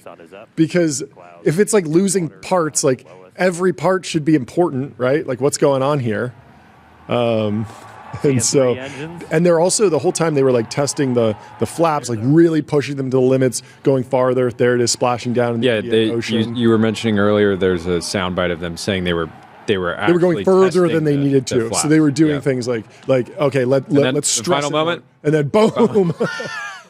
And then the Wall Street Convenient cut. You would have thought the Journal and the legacy media would have let that Yes, run a yes, little yeah. bit longer. Yeah. The massive explosion. Yeah, I mean the vibes going into this were rough, honestly. Lots of people with the Elon's been distracted by politics take. Lots of people with the Elon too focused on AI romantic companions take. We covered You that. can imagine the conversation between Elon and Ani yesterday, right before the launch. You got this, babe. I mean, you know that Ani apparently. Allegedly, the original Ani romantic companion model runs on the non-reasoning model, just Grok 3, I guess. Just pure love. Pure love. And if there's any evidence out there in the just market of AI chatting and companions, is that you don't need a reasoning model when you are chatting with a romantic companion. So a lot of like the backlash to the GPT-5 launch was something like, people were using it not just as a romantic companion, but just as like a life coach, somebody to talk to. It was very conversational. And that quick back and forth was what people actually enjoyed. They liked the tone. They didn't care that it wasn't, incredibly good at solving hard math problems or like the IMO or whatever. What you got for me, Tyler? I think there's also something to be said for like reasoning models kind of mess with the vibes. Right? Yeah, totally. It's like the music thing where Sometimes you want a friend that's not going to think too hard. They're just going to 100%. Like in the musical taste thing. Yep. All the reasoning models gave like these weird answers because they would like subtly Overthink prefer artist names with numbers, stuff like that. Yep.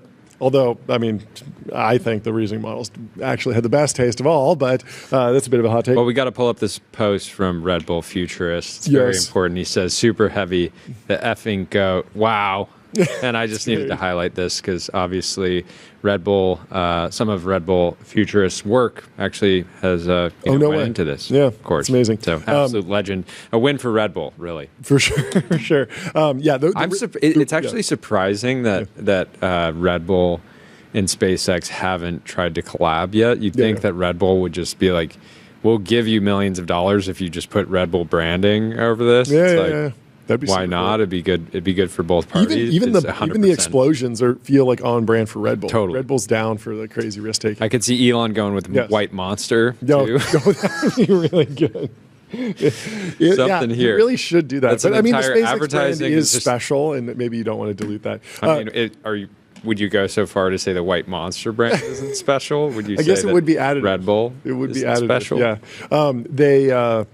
The reason I was bringing up the reasoning models was because apparently Elon wanted Ani to use the reasoning model. Like the AI companion has to be able to do the hard math problems, which is funny. So maybe she really was in use doing rocket science and calculating the last final decisions before this rocket went out. But it was a huge success. The Wall Street Journal has kind of the play-by-play here. SpaceX pulled off a smoother test of its Starship rocket, managing a more complete mission after setbacks earlier this year.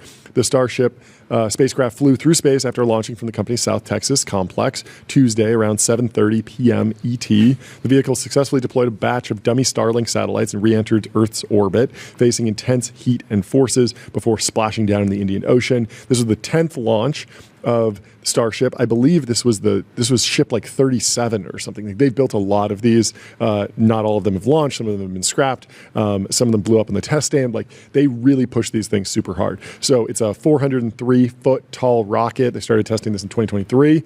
There's been a series of explosions, mishaps, previous test flights that have been cut short. Elon Musk has much riding on the rocket, envisioned to one day carry satellites, scientific devices, and eventually astronauts. Just to put this into context, the White House is 70 feet tall. Wow. So this is... Yeah, it's like the size of isn't it closer to the Statue of Liberty? I think it's like around that tall, 403 feet. I'll have to look that up. The Statue of Liberty is 305 feet. Oh, so this is absolutely mogged. Mogged. An extra 50 feet on that. For now, the company is pushing to show it can consistently fly Starship and experiment with its design. SpaceX set up Tuesday's mission to stress test parts of the Starship spacecraft. We certainly saw that on display with the parts flying all over the place, seeking to give engineers information to continue developing the vehicle. Basically, the calculus here is like, how cheap can you make this thing? If you use duct tape. Will that work? Well, if you use tinfoil, will that work? Like they really are pushing these things like crazy hard. I think the other way to put this into context, not everybody is fortunate to be able to build and launch rockets for a living, but anybody that's built software knows that even if you're launching a relatively simple feature, it'll oftentimes break and have issues and bugs and things like that. And it's a little bit, you have a little bit more leeway to ship stuff and make changes on the fly. In this case, they're doing it in this incredibly public setting where the internet is going to have a very strong reaction one way or another. So the pressure is just insane.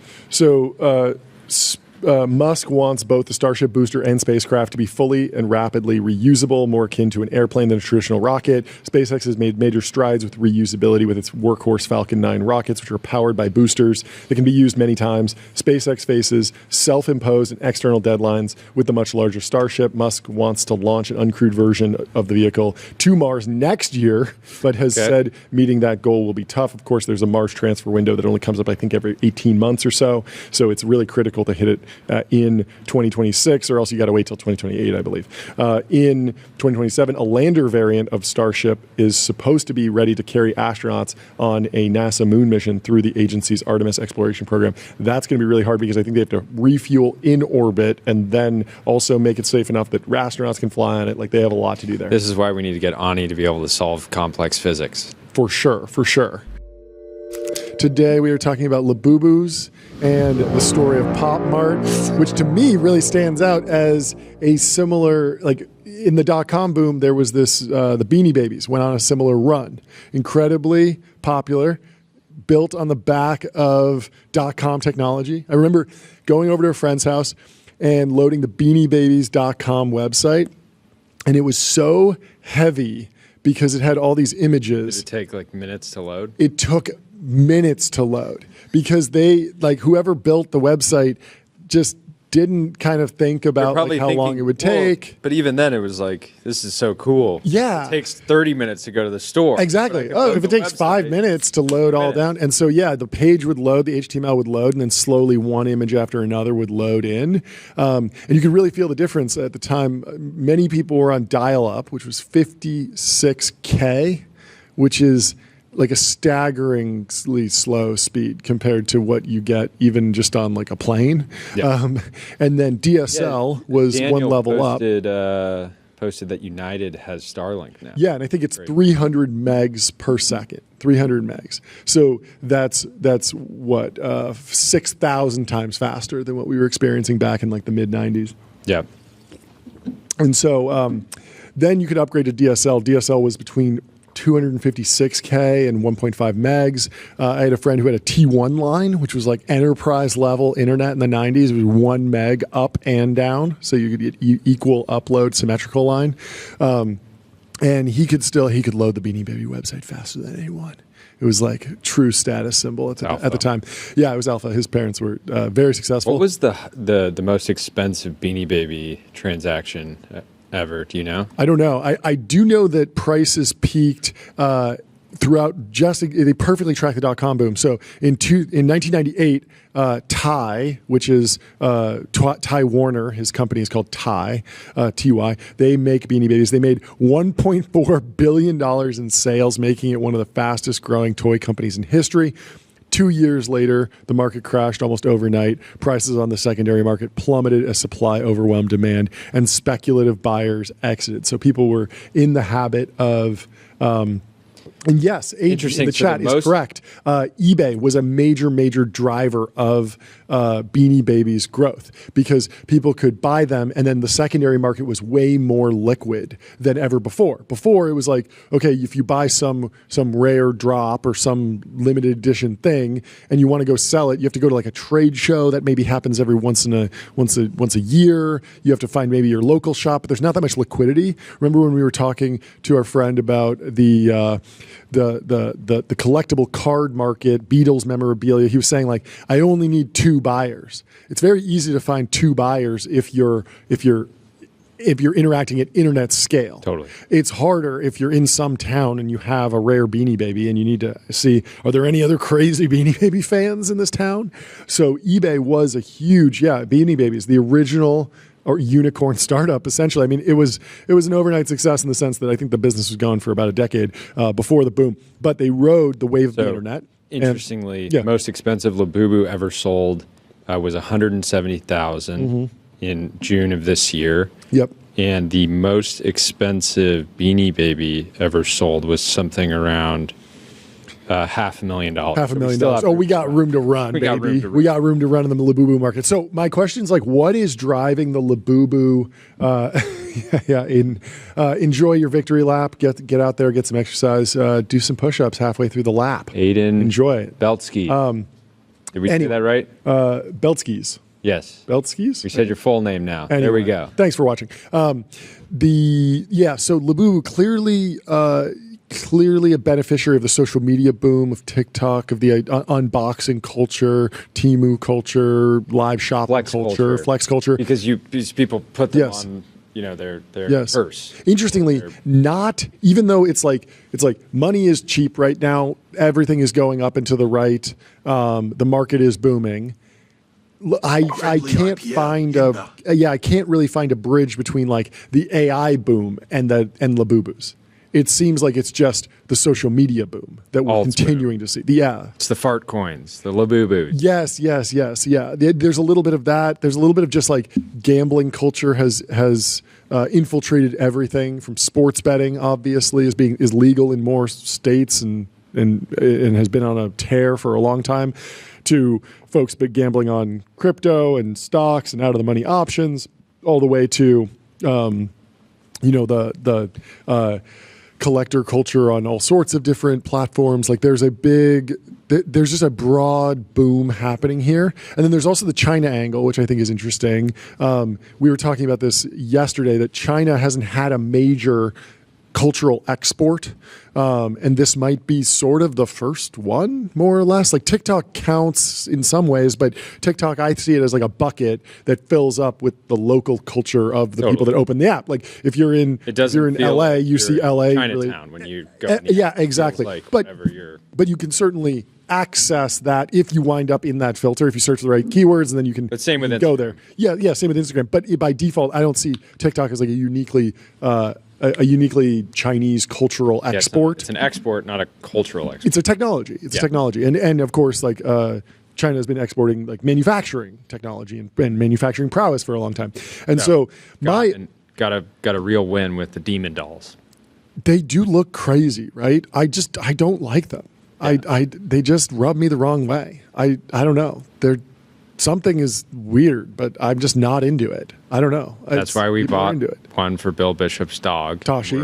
We're excited for Tashi to rip it apart. Yes. It's not a good look. I don't like the aesthetics at all. It's very odd. I would not buy one for my child. The bigger question that I have that I think we want to answer, so we're going to dig into the history of Pop Mart, take you through some of the history of Labubus.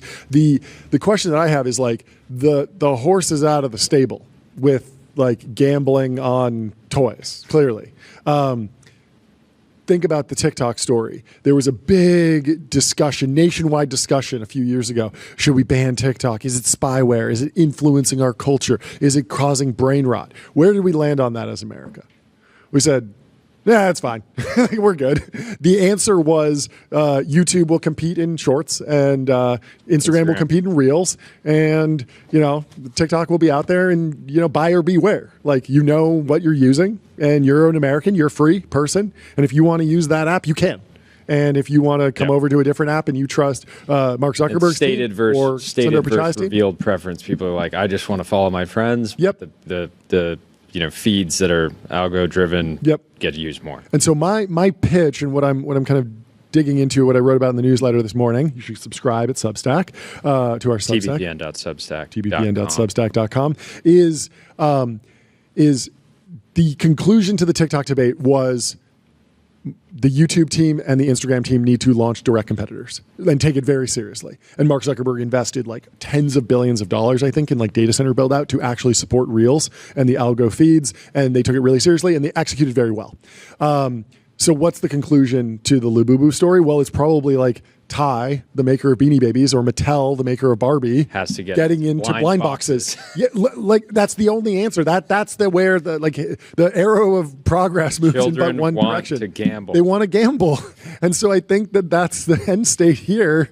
And I'm that's the situation that I'm monitoring. I'm not holding my breath, being like, oh yeah, Labubus are going away anytime soon. Yeah, sure, there might be like a bubble and then it subsides, but in general, I think that the future is like more mystery boxes under the Christmas tree, generally, broadly in American culture. Like, we love gambling, we love freedom. Pick your poison. Buying somebody gambling as a gift is crazy. I buy you this blind box. You never give someone scratchers? Give someone scratchers. It's great.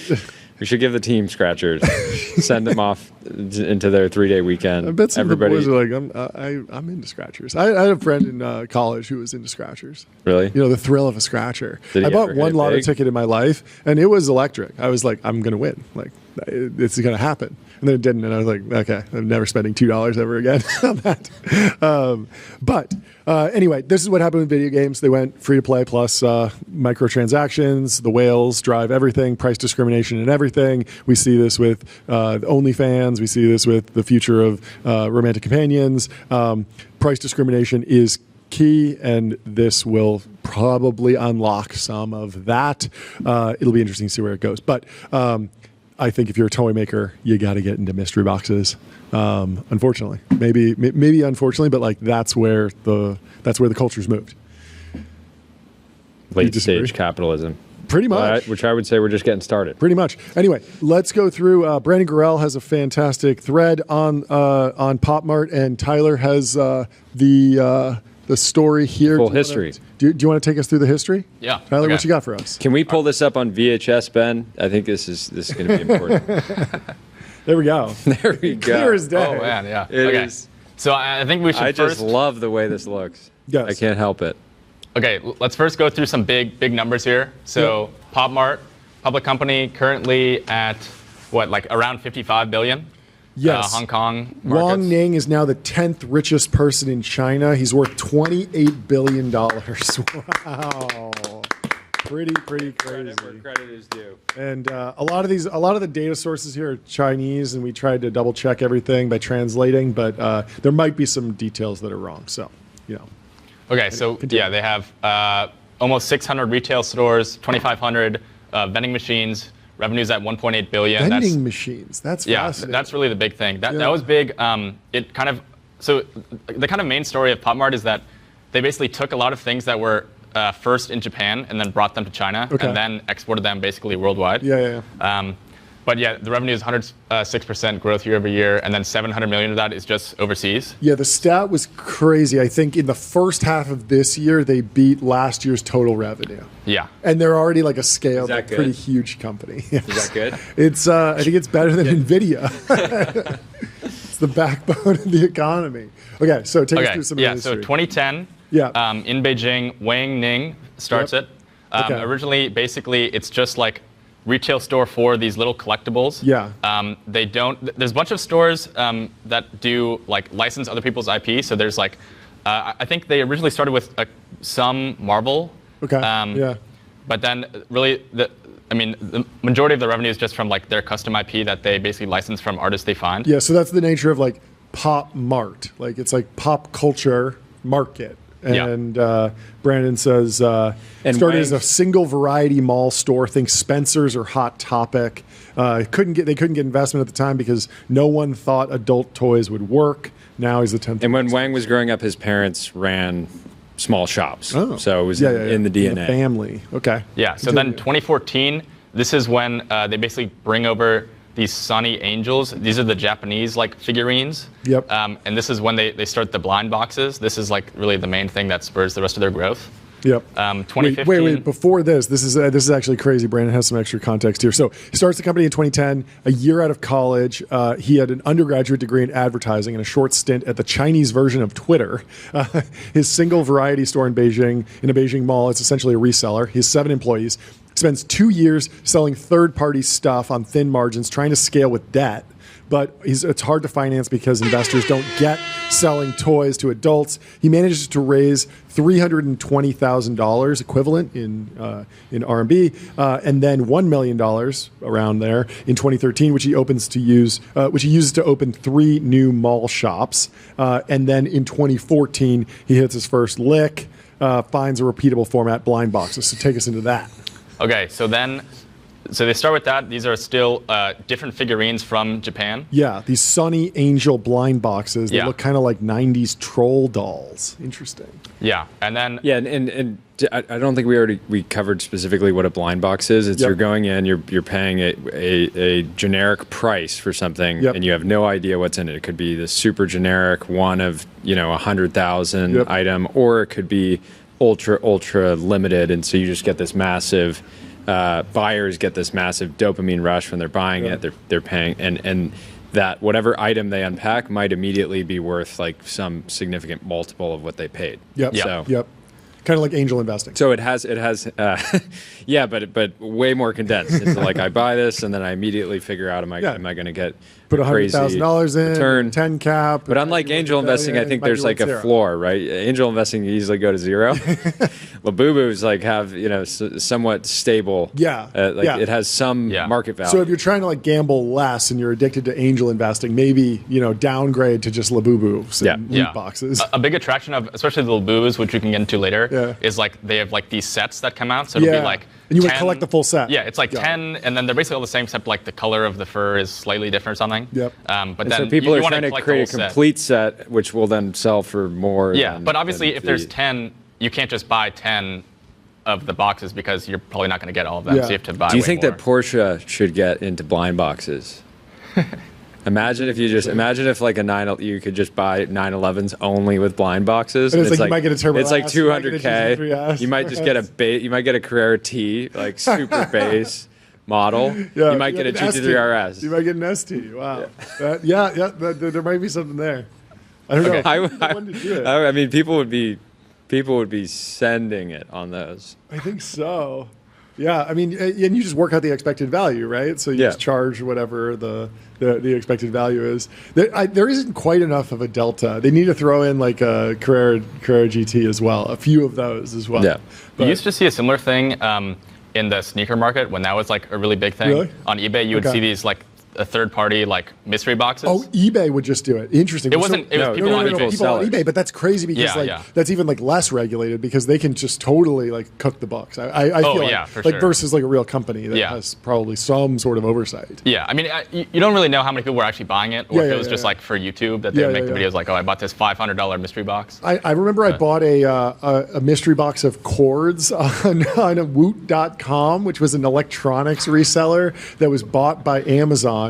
And that's so Coogan code. It's incredibly box of cords. It was just electronics. It was like so Woot.com would go around and find like a bunch of electronics that had been discounted. I bought an HD projector that was probably like $3,000 for like $600 because like they were like going out of stock and they just needed to like liquidate. And so Woot would go and buy the liquidation and then put it on the website and you could just buy it, but it was limited time. They would just do one daily deal every day. And one day they just did a mystery box and you could just buy. They would just give you like literally like whatever was in their facility. They would just pack up for you, and who knows? I got like this like HDMI to DVI cable or something. Yeah. You can probably trace back to something like do you remember Storage Wars, the show? Yeah. Where it's like they open it, you can't go in, but you can just see the front, and then you have to try to estimate the value. And then so there's probably some lineage there. It's great. So when did China figure out that this was gambling? Because they banned the sale of Labubus to kids under 8 years old. Yeah. But that still means you got 10 years before you're legally adult here in the U.S. at least, where also I don't know how many like actual 8-year-olds are going to the store and buying it, and it's not their parents. Yeah. So it's kind of unclear. Well, if you're worried about your employees gambling with your company funds, get on ramp.com. Time is money, save both. Easy to use corporate cards, bill payments, accounting, and a whole lot more all in one place. Go to ramp.com. Very easy to set a rule in Ramp. No Pop No Labubu. No Pop Mart. Anyway, continue. Okay, so let's go back. So 2015 is when Labubu first appears as it's in a picture book. So this has nothing to do with Pop Mart. It's just this other artist, Kai Sing Lung. And then 2016, this is Pop Mart's first like kind of real IP that they created that like went super viral. Yes. Ning in 2016, Ning tries something new. He flies to Hong Kong and meets with artist Kenny Wong, who had created the trendy toy figurine Molly in 2006 and was a big designer in the toy niche. There, he negotiates an exclusive license with Wong to develop and sell Molly products and blind boxes. Interesting. Yeah. So I think it's done around 800 million in revenue. Whoa. Since 2016. Let's go. Yeah. So selling Molly not only gives Ning more control and capitalizes on trendy toy plus blind box signal, but it capitalizes on Kenny Wong's fan base and leads Ning to his next big unlock, betting big on controlling existing toy IP with a built-in fan base instead of selling third party. So in 2017, sales of Molly are going nuts. Total 22 million by end of year for Molly. Pop Mart rolls out vending machines, reducing rent they had to pay in malls and establishing way deeper reach with fandom. Company begins replicating the Molly unregulated slot machines. Yeah, basically. And then they Pucky is another Hong Kong artist derivative that they launch, and then they launch a satyr. You know, it's like half like goat legs, which is very odd. They're getting not beating the Antichrist allegations. Yes, if you've been at the PT lectures in SF for who the Antichrist is, I think we got a lead here.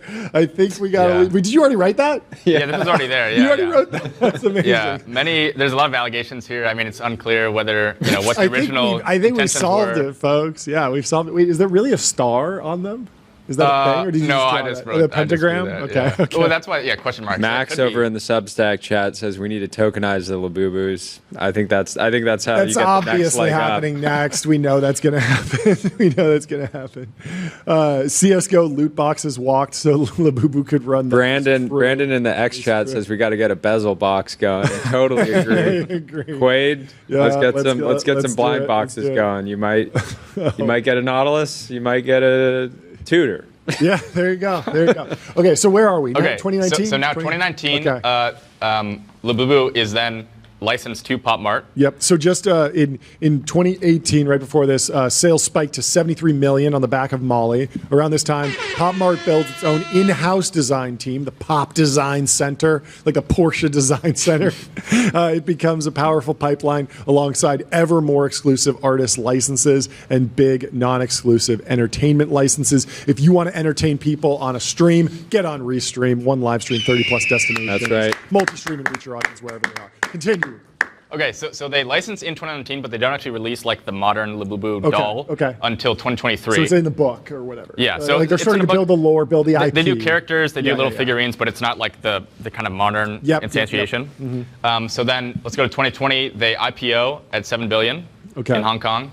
And then wait, hold on. So continuing with Brandon, 2019, Pop Mart begins selling Labubu blind boxes, an exclusive deal with artist Ka Sing Lung, Labubu's original character in Lung's picture book trilogy called The Monsters, but was selling his figurines in Hong Kong by 2015. At time of the deal, it's only popular among niche toy collectors. And we do have some images in the deck, by the way, guys. If you want to pull up the pictures of these monsters, if you scroll down a bunch. There are some photos of the Labubus. It has like kind of a street art vibe, very chaotic drawings. Keep going. There's one more. Keep going. One more. Keep going. That's Molly. There we go. That's the first Labubu. The Monsters trilogy by Ka Sing Lung, the story of Puka, Pato, and the Girl, Miro's Requiem. And so these started selling in 2019. In 2020, Pop Mart raises $100 million on a $2.5 billion valuation. Hit the gong. I see a large IPO. And a few months later, IPOs in Hong Kong. Stock rips 80% on opening day. You thought meme stocks were just an American phenomenon. Meme stocks are a worldwide phenomenon. Got them across the pond. Ning's net worth doubles overnight.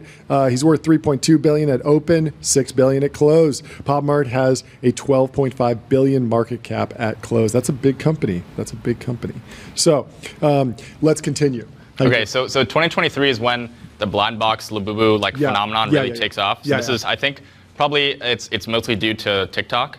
You see a lot of this, and then 2025 right now it's like around 55 billion. Now it's at 55. Absolutely incredible. What a run. Should we pull up the Wall Street Journal video, watch some of that? What do you think? Yeah, let's do it. While they're pulling that up, let's tell you about Figma.com. Think bigger, build faster. Figma helps design and development teams build great products together. Folks, get to Figma.com. Design your next Labubu drop.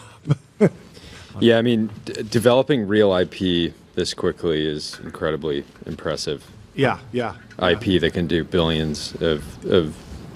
Yeah, I mean, it just takes so long. I remember learning about the Lucasfilm acquisition that Disney did, even the Marvel acquisition. These are like, they were big acquisitions at the time, but like single-digit billions, low double-digit billions. Yep. And then they just created so much value as they actually monetized the IP and created like shows and merch and like ran the Disney machine around it. Yeah. It seems like Pop Mart's capable of running like a Disney-esque monetization playbook on top of somewhat new IP, which is pretty crazy. Anyway, let's pull up the Wall Street Journal video and watch a bit of that. Aiden says it's nightmare fuel. I agree. Whenever Chinese retailer Pop Mart drops a new Labubu designer toy, these. it sells out within minutes. It's sold out. Insufficient stock. Already? It does seem like These hard-to-get toys like are packaged it's in truly like a boxes, worldwide phenomenon in the sense that meaning like customers it's buy not them just women that without are knowing what's doing inside. it. It's not just men. It's like This is it's the really main one people that I all actually over. Not just adults, it's And they children. drive the Children majority and of Pop adults. Mart's Yeah. revenue, You would more think than it's like, oh, doubled it's just in the past kids. year. So yeah, their revenue doubled in the last Unboxings year. have flooded social media.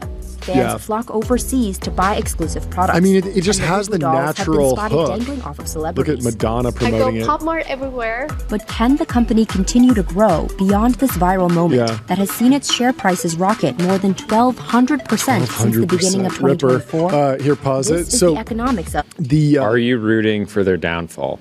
preying on it even. I don't know.